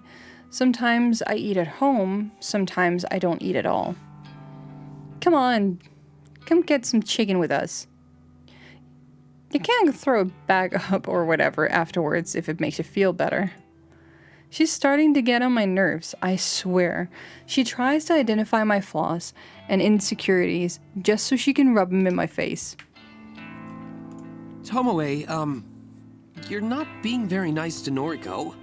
Aren't you two supposed to be friends? We're besties. Besties talk shit to each other, right, Noriko? You're right. Right. Huh. Fascinating. Anyway, I'm going now. See you on Monday. Okay. See you then. Buzzkill. She's such a drag. I let Tomoe's words hang in the air as I walk past her. I'm pretty annoyed that she dragged Shinya all the way here just to taunt me. Is this her idea of a good date? Does she care about Shinya at all? Or is this whole thing just to annoy me? Tomoe dating Shinya doesn't even get under my skin. I don't have feelings for him at all. What does get on my nerves is simply the fact that Tomoe is trying so hard to get on my nerves. Of course, it wouldn't be fair if I could carry on my way home without one final interruption. Tomoe calls out to me again. Your friend Aoi is gonna start work with us on Monday, yeah? Oh, fun. I can't wait to meet a friend of Noriko's. I grimace. I suppose Shinya told her about that. I turned back to face them both. Don't even think about messing with Aoi. That girl has dealt with enough crap at her last job. Oh, has she? Maybe big, strong Noriko can protect her now. I'd do anything for her. She's my best friend. If you had any friends of your own, you'd understand what that feels like. Well, I got plenty of friends. And only some of them are sluts like you. Yeah. I'm going. I finally managed to disengage from the conversation, even with Tomoe's mocking laugh piercing the air. I exit the park, cross the road, and walk down the block leading to my apartment. Tomoe, I have to wonder if that girl exists solely to irritate me. I have to tell myself that she's not worth my time. I can't let her taunts get to me. Grin and bear it, as they say. That's what stoic, unflinching Noriko would do. Running a hand through my hair, I smile and approach my apartment building.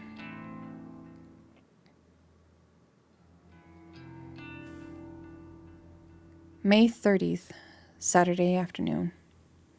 I spent all morning trying to successfully calm my nerves. I'm anxious about finding out whether my latest victim has perished. It's afternoon now, so the time written on this photo has passed. If my work was successful, I should know soon enough.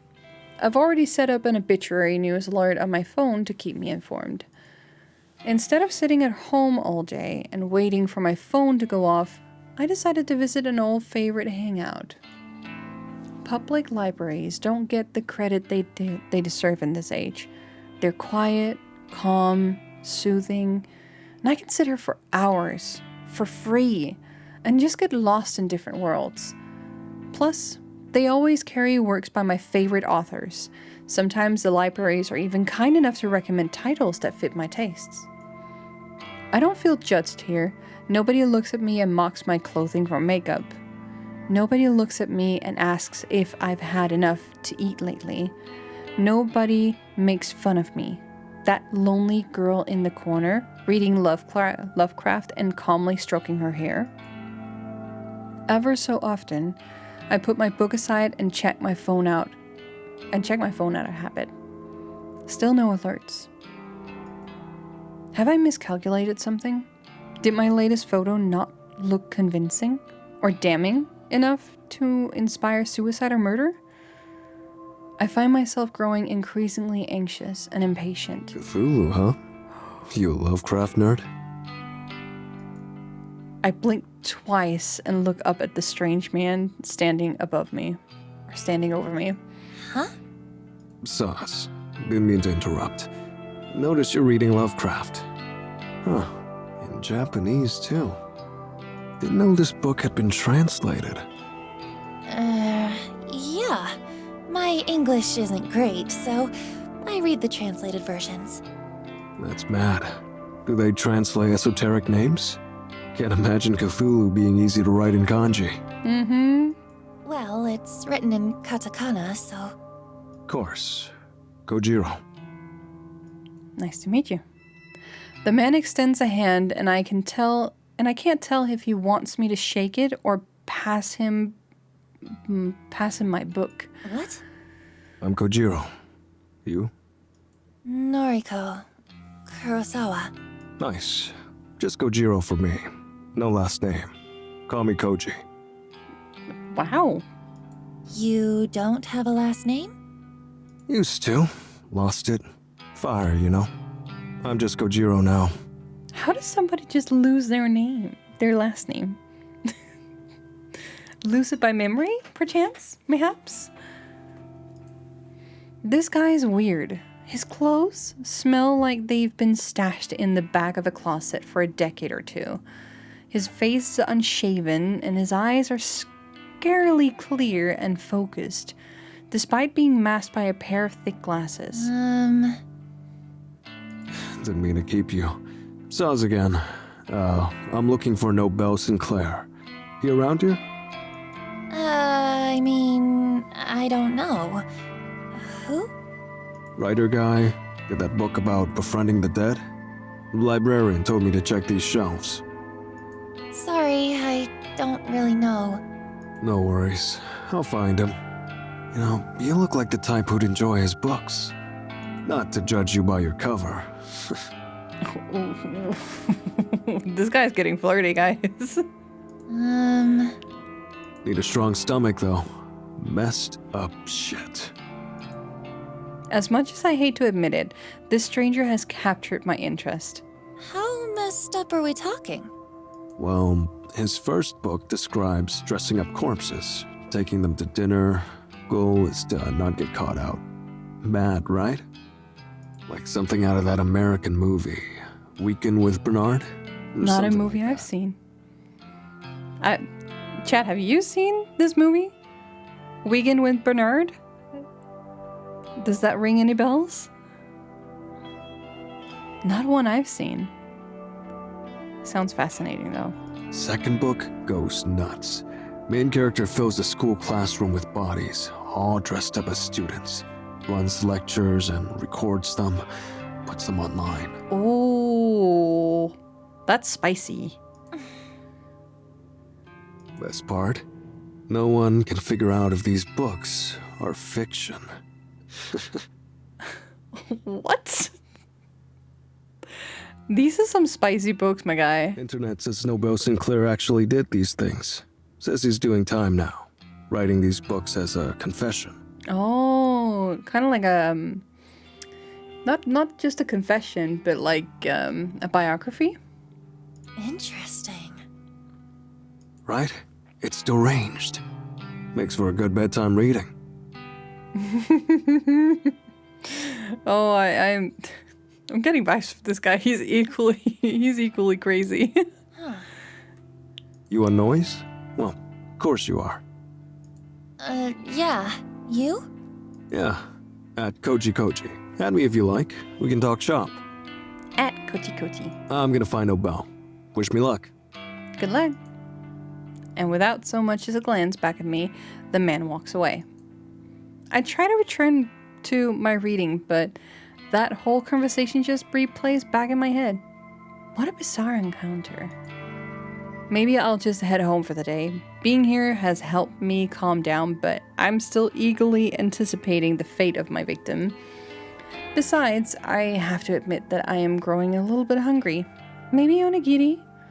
A rice ball from a convenience store will tide me over until tomorrow. I gather my things and stand up, letting out a little hoo as I stretch my muscles. As I head towards the sliding doors to leave the library, a little alert sounds from my phone. This is it. My phone is in my hands in less than a second, the screen unlocked, and the obituary page loading before my eyes. Article posted online today, 2:39 p.m. Keywords found: 3, Mr. Accident, numerical data range 20 to 30.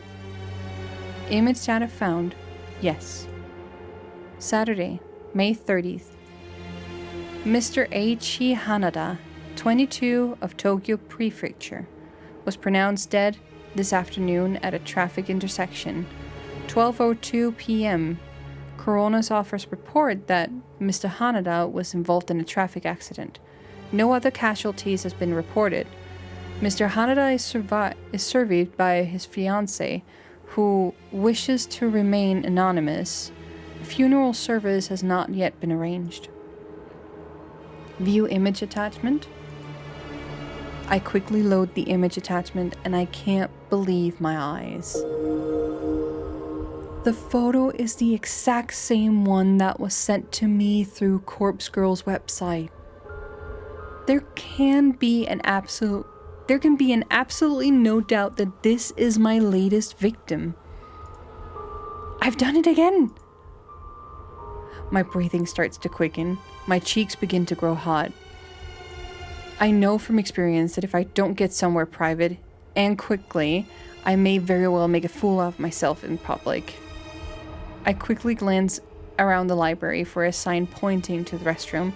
As soon as my eyes settle on it, I dash towards it, swerving between bookshelves and through narrow aisles. There's one door for a unisex bathroom, an unremarkable beige portal. The muscles in my thighs are tightening, and I squirm as I reach for the door. My hand grasps the cool metal handle and presses down, only to be met with immovable resistance. It's locked. There's a sign on the door, a notice that I completely ignored in my haste. Closed for cleaning. Shit! I curse despite my best efforts and to keep a low profile. My head turns frantically, looking for somewhere, anywhere, that I can sit down and remain out of sight while my body reacts erratically to my latest success. Yo, you busted? This guy again. I need to use the restroom. I hope he can't tell that the expression on my face is not one of desperation to use facilities. On it. To my surprise, Kojiro strides up to the restroom door and begins to slam his fist against it. Hey, cleaning time is over. Get out of there. I hear a panicked yelp from within. Kojiro's commanding voice was more than a little intimidating. Within seconds, a terrified old woman emerges. She wheels her cleaning trolley around us, bows quickly, and disappears from sight. All yours. Bad to hold it. Thanks.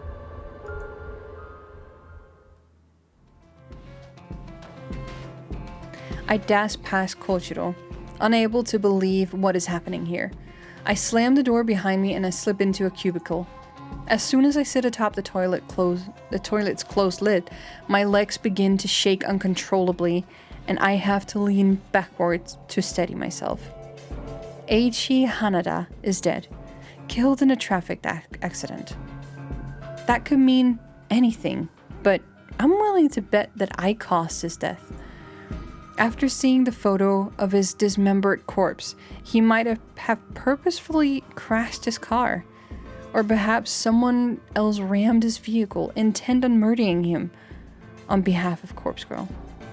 I still don't know how my power works. I don't know why these victims end up dead.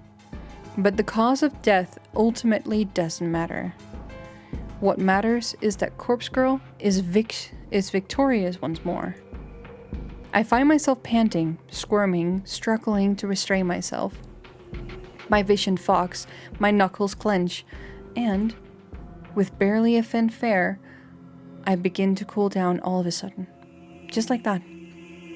The overwhelming urge to explode simply flutters away. Huh?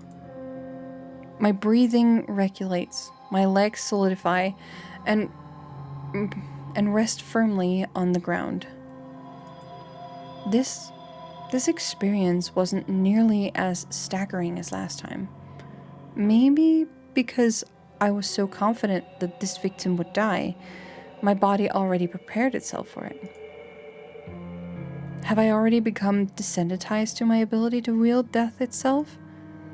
I won't pretend that I'm not disappointed. That exhilarating feeling I experienced last time, the complete and utter loss for control, it was addicting. I craved experiencing it again. Still, I need to remind myself of the most important thing. I fulfilled the request issued to Corpse Girl. That's 2 new victories in a row. 2 victories in a single week. As long as the requests keep coming in, I can keep achieving my goal. I can do this.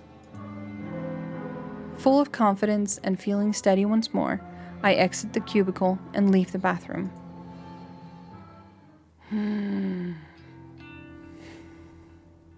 That strange man, Kochiro, is waiting for me at the end of an aisle. You good? Yeah. Hey, thanks for... I really needed the bathroom. Course. Been there. Gotta go when you gotta go. Look what I found. Kochiro holds up a book with a plain black cover. Nobel Sinclair's latest. Dazed by the Dead. It's a ripper. Oh, what's that one about? Falling in love with the dead. Read it already last year. Time for another go. Oh, here. If Corpse Girl's website becomes more than an urban legend, more than a rumor whispered in the shadows, then... No, I need to take it slow. I can't get too far ahead of myself. I still need to put in a lot of work before I can attain my goal. But the only way I can move forward is if more requests come through the website. There has to be a way to promote the site. Flashy advertising is out of the question. I don't want the site looking like a gimmick people can visit simply to pass the time. I need word of mouth, testimonials. So far, the site has claimed 3 victims. I need the original requesters to spread the word about how effective the website really is. Yes, that would be perfect, but I obviously can't get in touch with them now. They remain anonymous when they request a death. No one would willingly put in their contact details when doing something so shady anyway. I sigh and scratch my head, thinking about it like this won't do me any good. Maybe I should come back to it later. I reach for my laptop sitting on the couch next to me. Maybe I'll take just one more look for new requests. You never know, right? I log into the administration panel of Corpse Girl's website and check for notification. 1 new request. Request details. Today, 3:31 p.m. local time. Victim's phone, ... Downloading image attachment. Wait, 3:31 p.m.? This was submitted just a few minutes ago. What are the chances that I would check the incoming request so soon after receiving a new one? My heart begins to race as the attached photo downloads to my computer. I'm excited about the prospect of working on a new request the rest of the evening. Who will be the poor sucker who succumbed to Corpse Girl's whims? Will another beautiful corpse be left in my wake? Oh. My heart skips a beat, and my hands instantly turn cold. What the hell? A photo of myself appears on the screen. It's the very same image I used for my company ID tag. I'm not smiling in the photo, or in real life. Is this some kind of joke? Somebody has requested my death? Somebody has requested my death. Somebody wants me dead?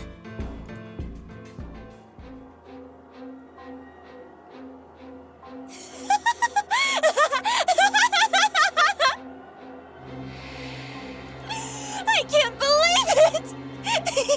It finally happened! I know exactly who requested my death! Tomoe! That stupid, vapid bitch! Tomoe Watanabe. The only person who hates me more than I hate myself. Are you sure about that? Of course she's the one who uploaded my photo. Of course she wants Corpse Girl to take care of me. She's been looking for somebody to test the website on. Her noise post from the start of the week confirms that. And she has been getting increasingly obsessed with tormenting me lately. I'm willing to bet that when I disliked her latest post, it finally triggered her to request my death. Tomoe, you brainless whore! I am Corpse Girl! I fucking love this voice actor so much. She's doing such an amazing job. In a fit of manic laughter, I set to work dismembering my photo. I'm going to make my corpse look so realistic that she'll think she really succeeded in getting me killed. And then, when her guard is down,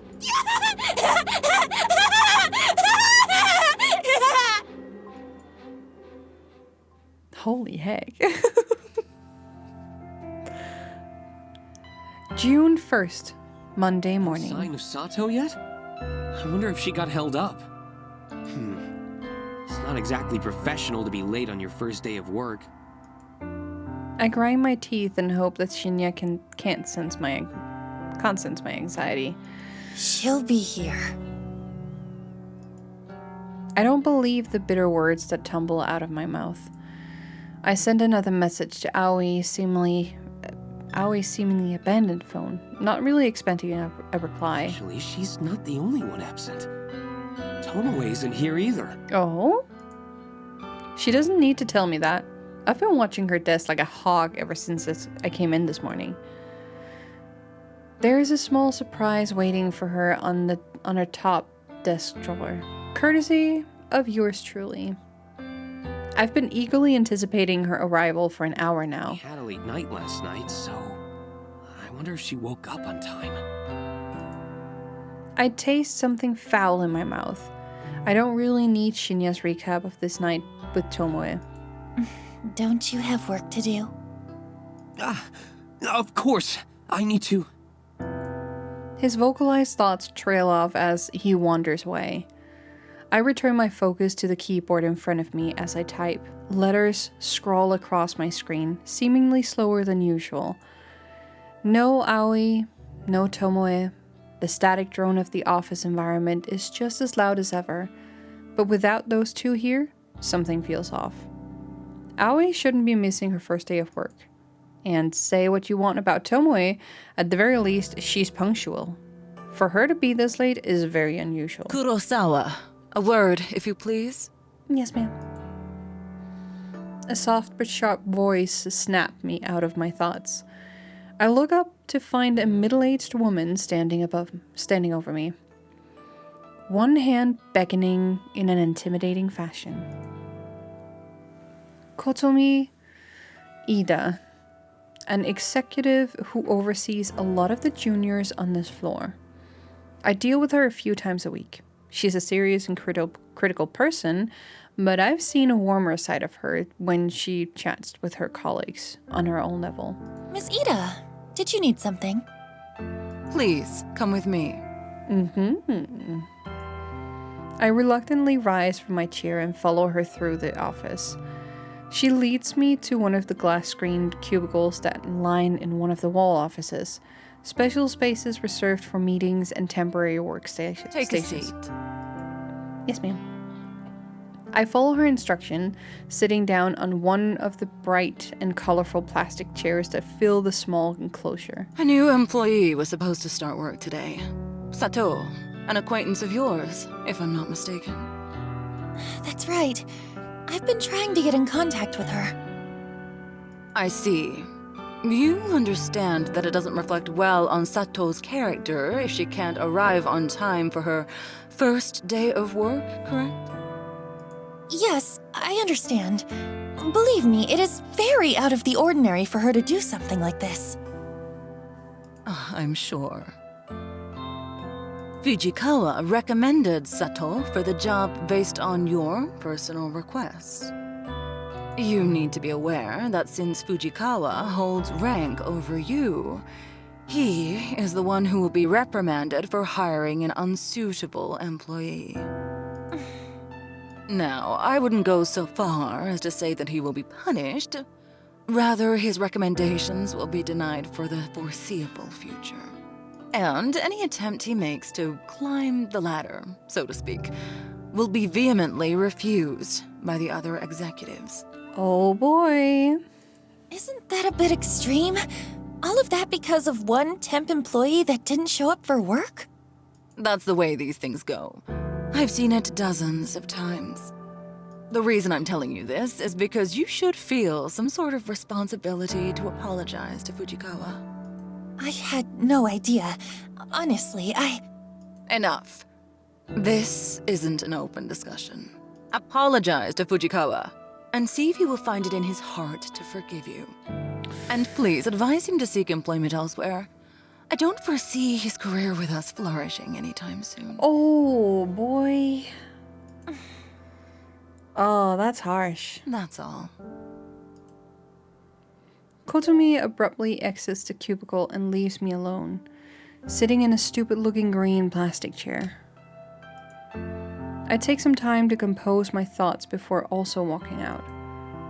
I don't know what to say to Shinya. I don't even know if I should say anything. Surely Kotomi is being a bit extreme in effectively halting Shinya's career at Temujin. This is all because I recommended Aoi for the job. I feel like an idiot, but how was I to know that Aoi would prove unreliable? And still, it's far too extreme. Kotomi is out of line. Something else is at play here. I can feel it. Maybe Kotomi wants Shinya gone for her own reasons, but I can't imagine why. He's a junior employee and not exactly the type to step on anyone's toes and make enemies. I return to my desk in a bit of a huff and slump in my swivel chair.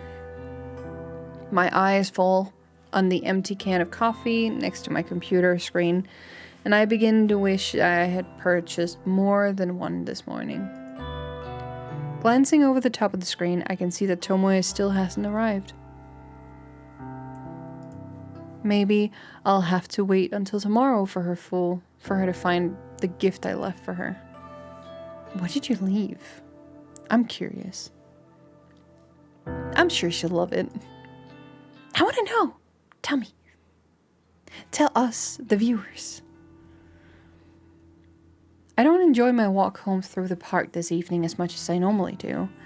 There are too many things weighing on my mind. Aoi, Tomoe, Shinya, and Kotsumi. Why is it that I'm increasingly finding myself drawn into office drama?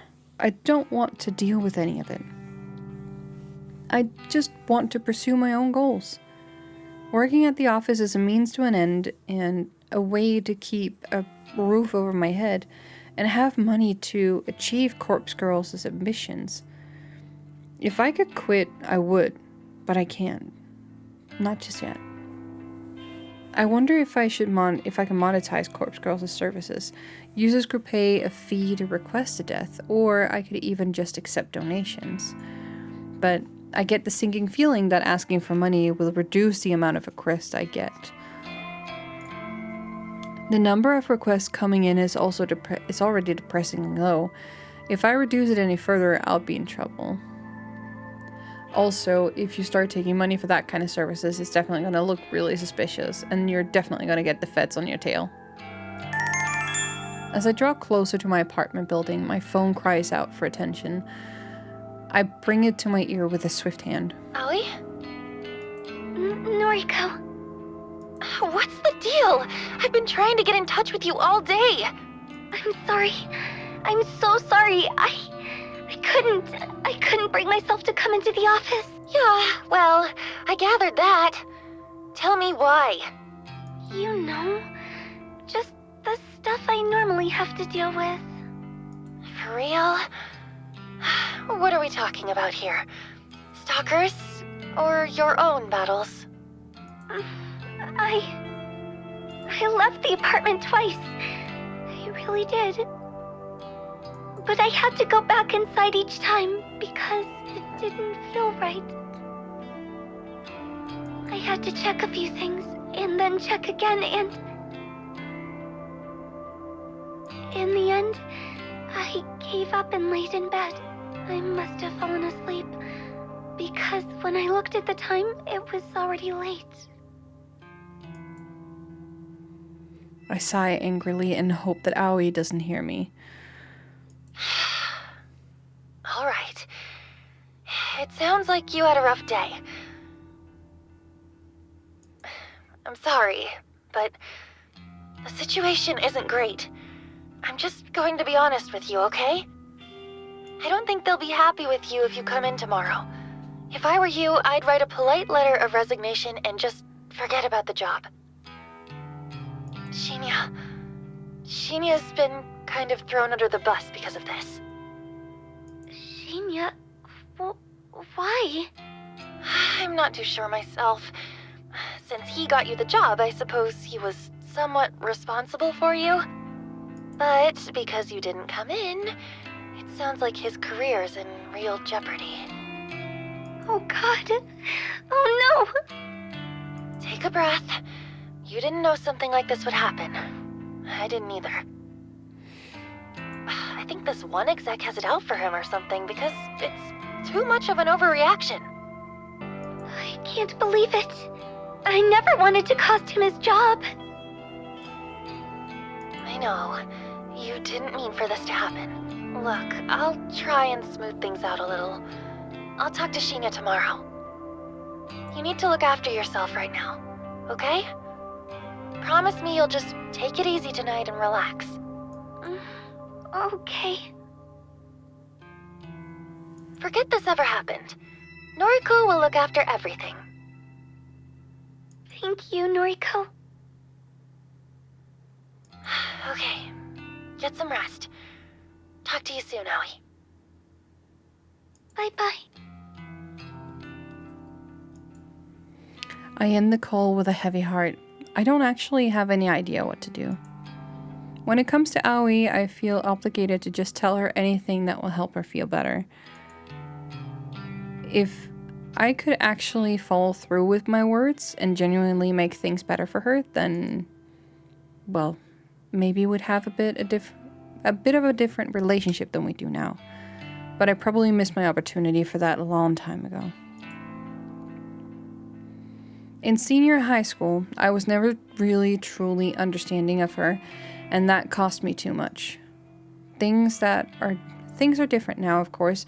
I've seen what she goes through. I'd like to think I understand her a lot more now. My feelings for her are true. and not muddled in sympathy or pity. If this was a different life and I hadn't made all those stupid mistakes, I would be happy to be with her. But now, the best that I can hope for is that she wants to remain friends with me, and that will have to be enough to satisfy me. Yo. That voice. A trickle of icy sweat drips down my spine. In the near distance, sitting on the bench close to the park's exit, is an easily recognizable figure. Come here.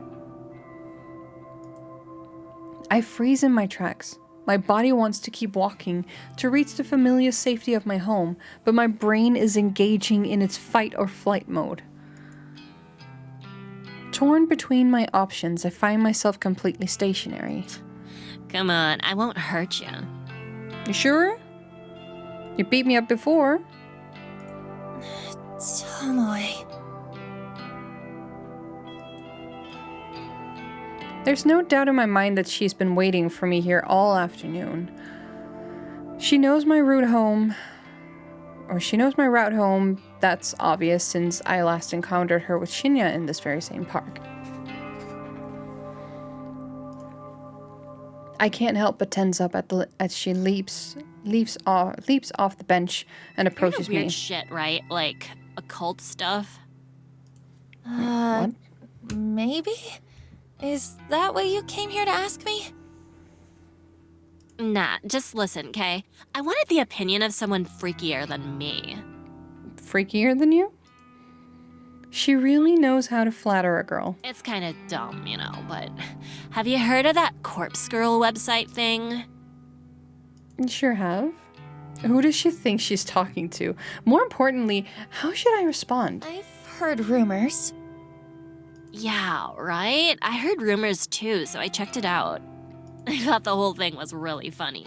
Like, could it be for real?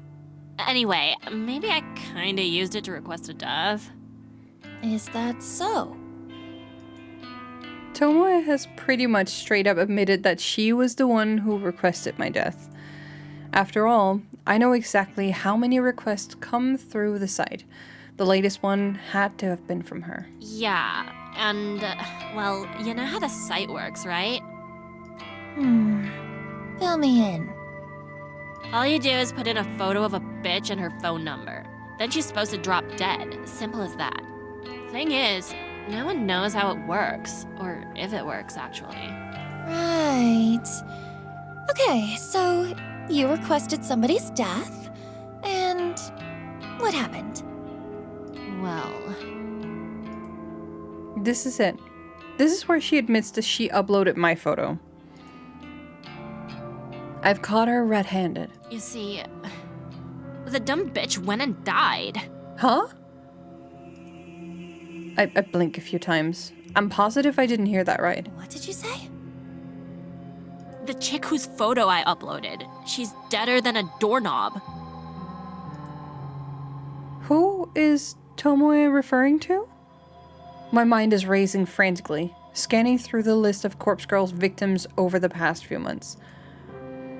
The only people who have died recently are Akane Tsurumaki and Eiichi Hanada. Tomoe is talking about a female, so that rules out Eiichi. Then there's Ruri Hatano. But she died such a long time ago, last year in fact. Surely Tomoe wasn't the one who requested her death. It was way too long ago for her to bring it up now. That leads me to believe that the only person Tomoe could have been talking about is Akane Tsurumaki. Or has somebody else died? Somebody I never found out about? That's impossible. I've been so thorough in searching for the result of my work. The only victim that Tomoe could be talking about is Akane. Or Akane. But, wait. No, that still can't be right. Tomoe requested my death. Somebody. Tomoe uploaded my photo to Corpse Girl's website just recently. I take a deep breath, swallow hard, and open my mouth. Tomoe, what you're saying is really serious. Are you sure this person died? Yep, no doubt. And that's what I wanted to talk to you about. If you're good with this occult junk, how do you think she died from a website? Do you reckon my request really killed her? 'Cause I don't really want this shit on my conscience, you know? I don't know what to say. Come on. I was only really joking around with the website. Didn't think for a second that it could really work. But now, this bitch is cold in the ground, and I can't sleep at night. Keeping Shinya close is the only thing making me calm lately. Tomoe seems to be showing a little remorse, which I didn't think she had in her. If she thought the website was a joke, then fair enough. It's only natural that she'd want to play around with it. Then again, I'm kind of offended that she figured out the whole thing was fake. Corpse Girl has worked too damn hard to be considered a joke. But I want to get the bottom of this. I need to find out whose death Tomoe requested. And more importantly, the question of who requested my own death remains unanswered. Tomoe, what's the name of the person you requested to die?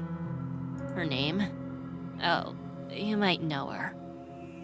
It was that skank from our office, Akane Tsurumaki. Akane Tsurumaki.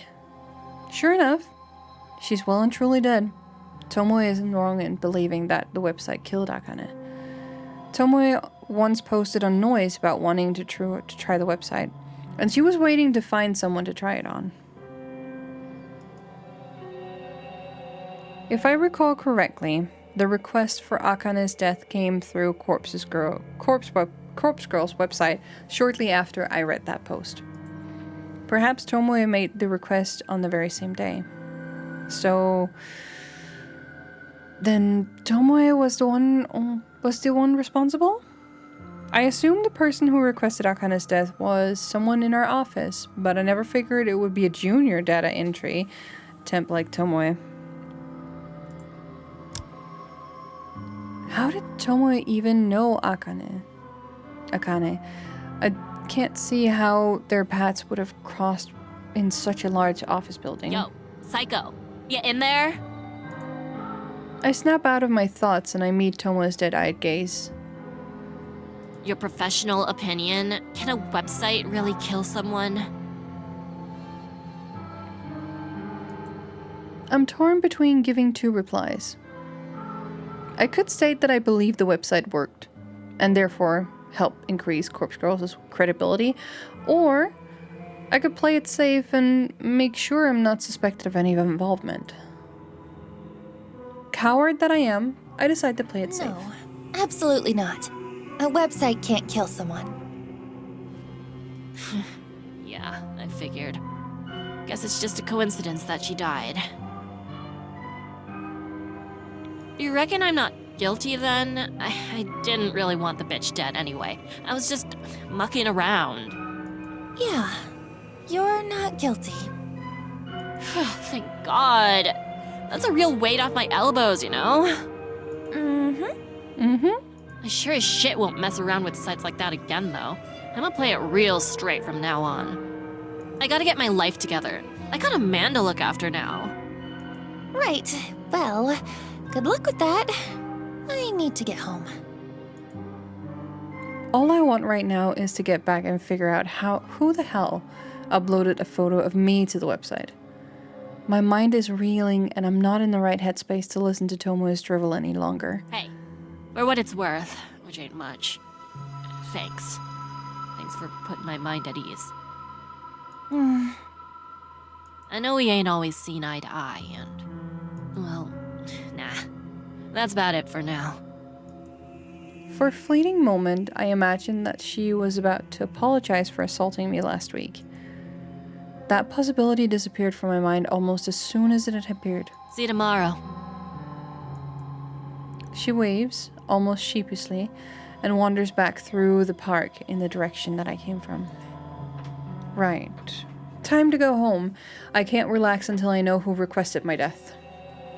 If it wasn't Tomoe, then the situation could be a lot more serious than I originally thought. If it wasn't because of my petty squabbles with her, then someone really wants me dead. Who?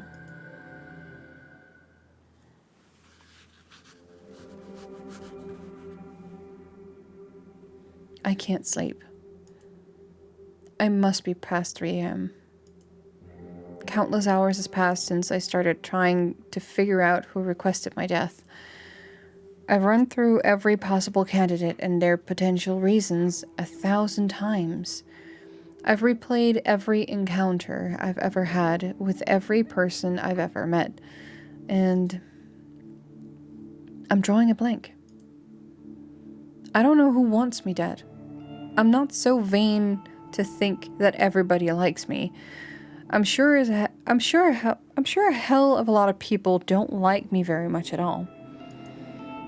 But does anyone not like me enough to want me dead? To nominate me for Corpse Girl to claim as her prey? I take little solace in the fact that my life isn't actually in danger. Corpse Girl's victims are only brought low by my hand. Though my convictions are strong and I never refuse a request, taking my own life is absolutely out of the question. This is the one and only request I will ever refuse, and it's not for the sake of my own life, but rather for the sake of Corpse Girl's continued existence. I will not let her die and be buried with me.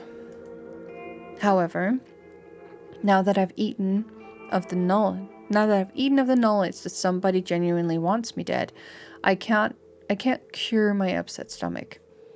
No amount of mental reassurance will quell the sickness rising inside of me.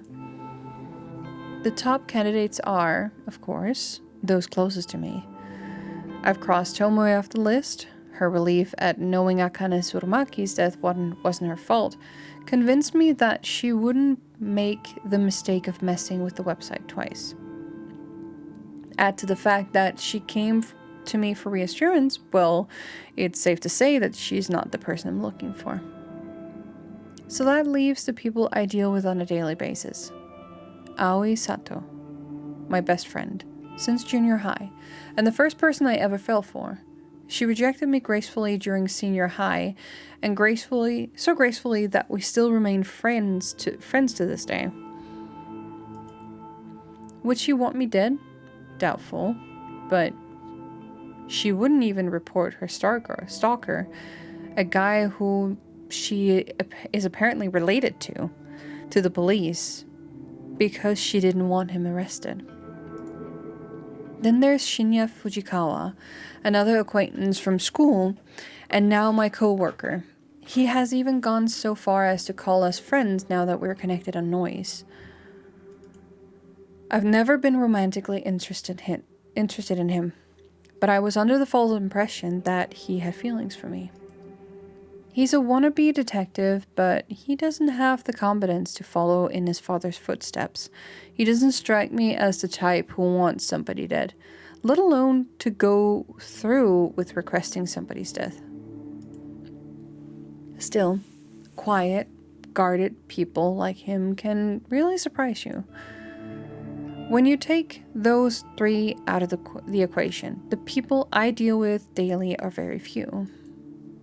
There are higher-ups in Excess's work, like Kotomi Ida, but our dealings are so short and simple that I'm sure I barely even register on a radar. If I extend my list of candidates to include people that I don't deal with regularly, but who are technically still part of my life, then the list gets a little bit more interesting and harder to narrow down. Kenji and Momo Ogawa, the father and daughter living in my apartment building, they're sweet, kind, and considerate. Couldn't imagine they'd want to kill me unless I'm really using up too much of their internet bandwidth and they just can't take it anymore. There's my eldest sister, of course, Yuriko Kurosawa. We haven't talked in over a year at least. She's scum, but probably not the type to randomly elect her own sister for death. Probably. She's on parole, so I have to believe she wouldn't do anything to jeopardize her freedom. And there's Mother. Asuna Kurosawa. She's simply not in a position to submit my details to Corpse Girl's website. My struggling brain can't think of anyone else currently in my life. I have a very small social circle, it's true, and all the people that fill my noise newsfeed have either already been named on this list, or they're from a small, long ago part of life that they wouldn't even remember I exist anymore. And then, suddenly, and without warning, a face pops up into mine with a startling clarity. That guy from the library. Kojiro, was it? Kojiro with no surname. He was bizarre, eccentric. Didn't seem like the type of person that gets outside much. Kind of like me, I suppose. His eyes were so clear that it was unnerving. They say the eyes are the window to the soul, but I couldn't see anything in the substance through his lenses. Out of everyone I've mentally listed, he seems like the person most capable of taking someone's life. That's a biased opinion based on little to no knowledge of him. It's just the impression he gives. However, I have to ask myself, would he want me dead? Me, a person he met one time at the library? In addition, the photo of me that was uploaded to my website was from a Temujin corporate system. It's the very same picture that I wear on my ID tag. How would Kojiro have accessed it?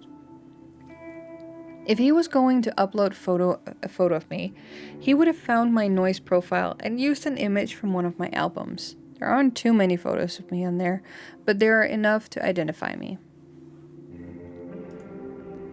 The guy is suspicious, but I don't think he's the one I'm looking for.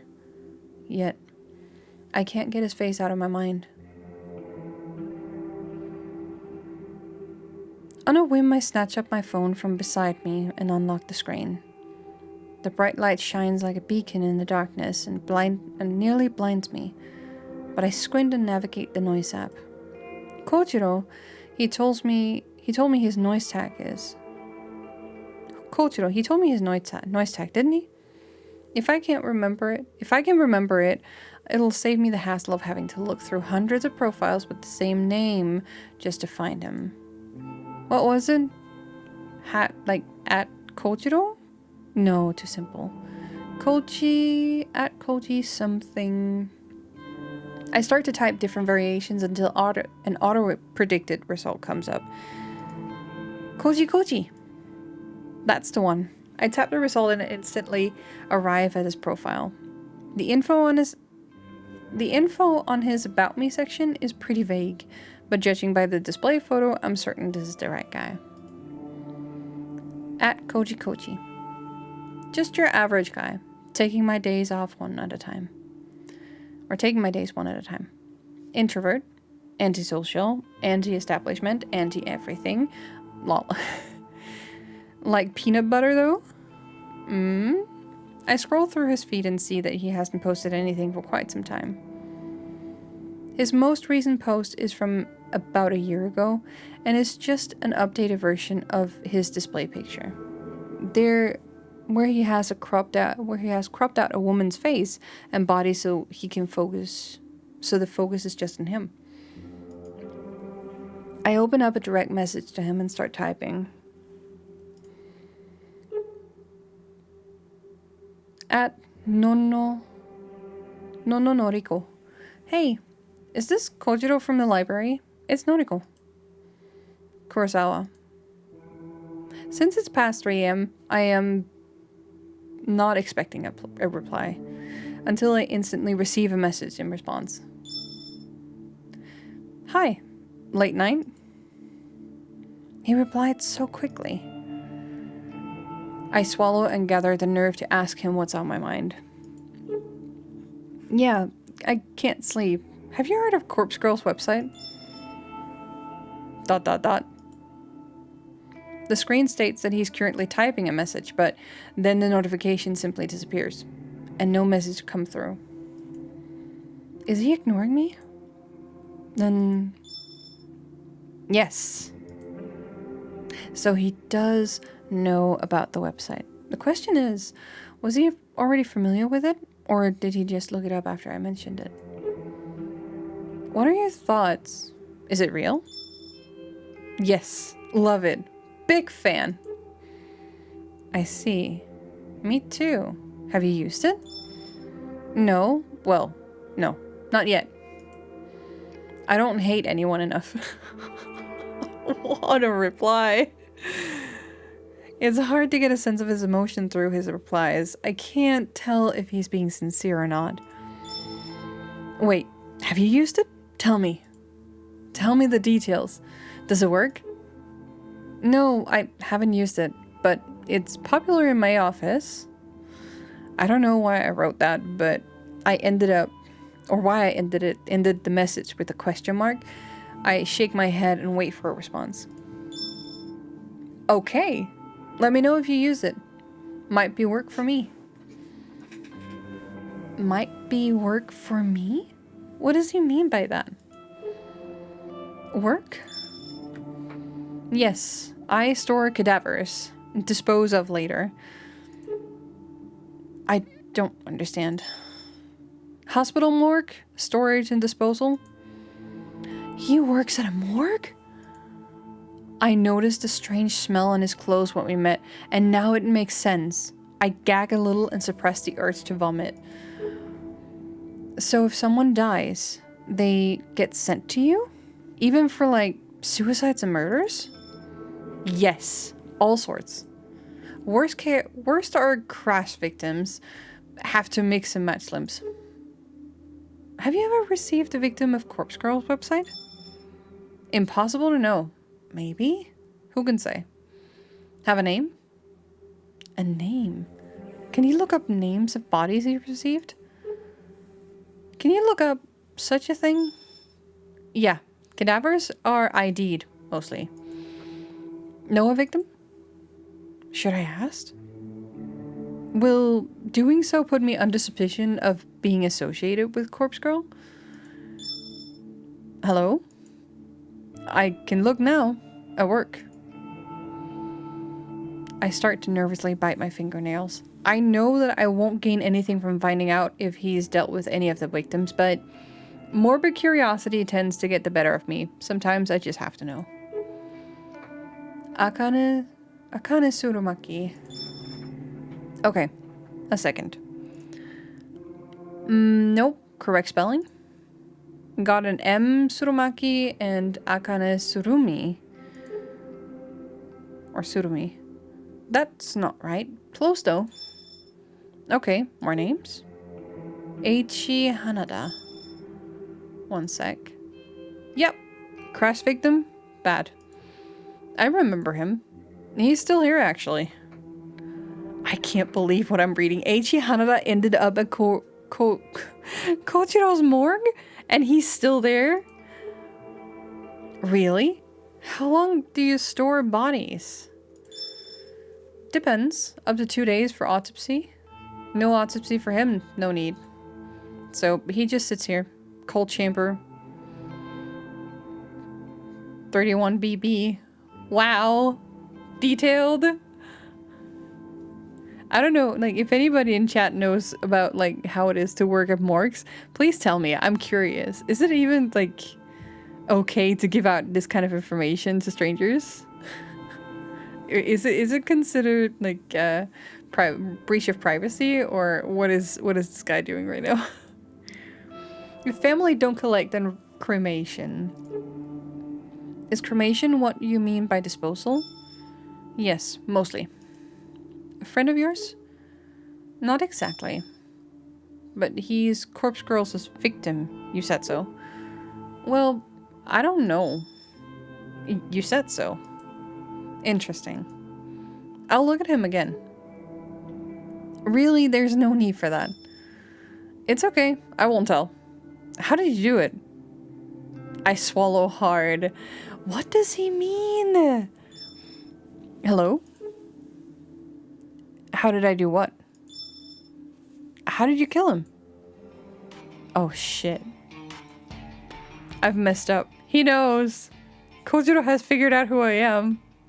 In a panic, I slam my phone down. I can hear the constant vibration against the bed as Kojiro continues to message me. Shit. What do I do? Can I make something up to convince him that I am not the one responsible for Eiichi's death? Will he even buy it? By not responding to him straight away, I've probably inadvertently proven my own guilt. I pick up my phone between my trembling thumb and forefinger. I hold it delicately as though it has suddenly become some sort of evidence that I don't want covered in my fingertips. In a way, that's completely true. I stare at the messages from Kojiro. Hey, you there? Hello? I better reply. I have to say something. Maybe, just maybe, I can throw him off my trail. I don't know what you're talking about. I didn't kill anyone. Not exactly a lie. Yes, true, Corpse Girl killed him. No name entry on Corpse Girl's website, but you knew his name and you knew he died. Ergo, you requested his death. Wait, this is good. This is far better than him believing I'm Corpse Girl.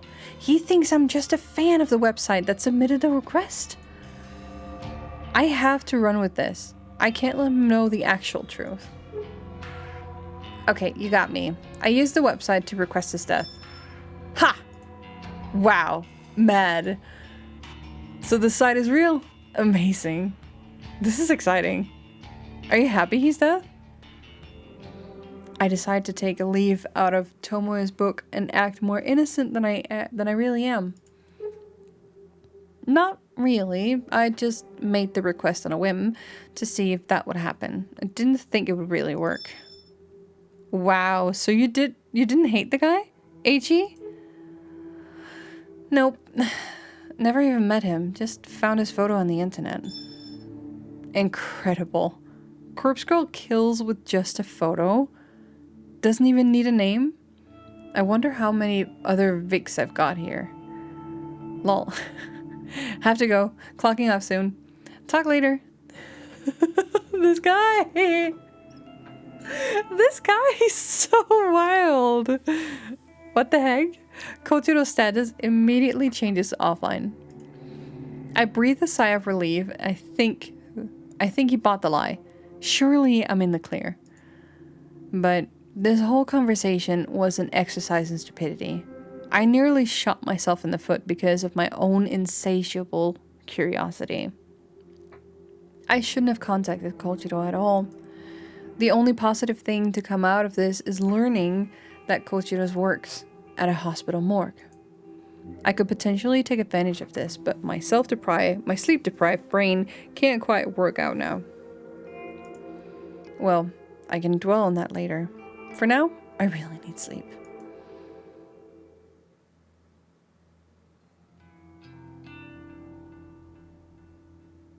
June 2nd, Tuesday morning. Oh. I too am feeling the tiredness. So, this is it for now. I'm going to be continuing this next week. It has been an absolutely wild day on this stream. My voice is about to give out too, which is insane. So, stay safe, take care.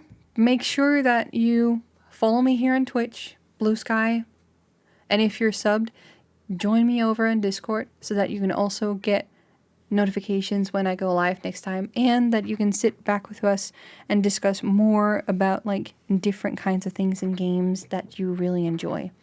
But for now, this is it. I'm off to bed.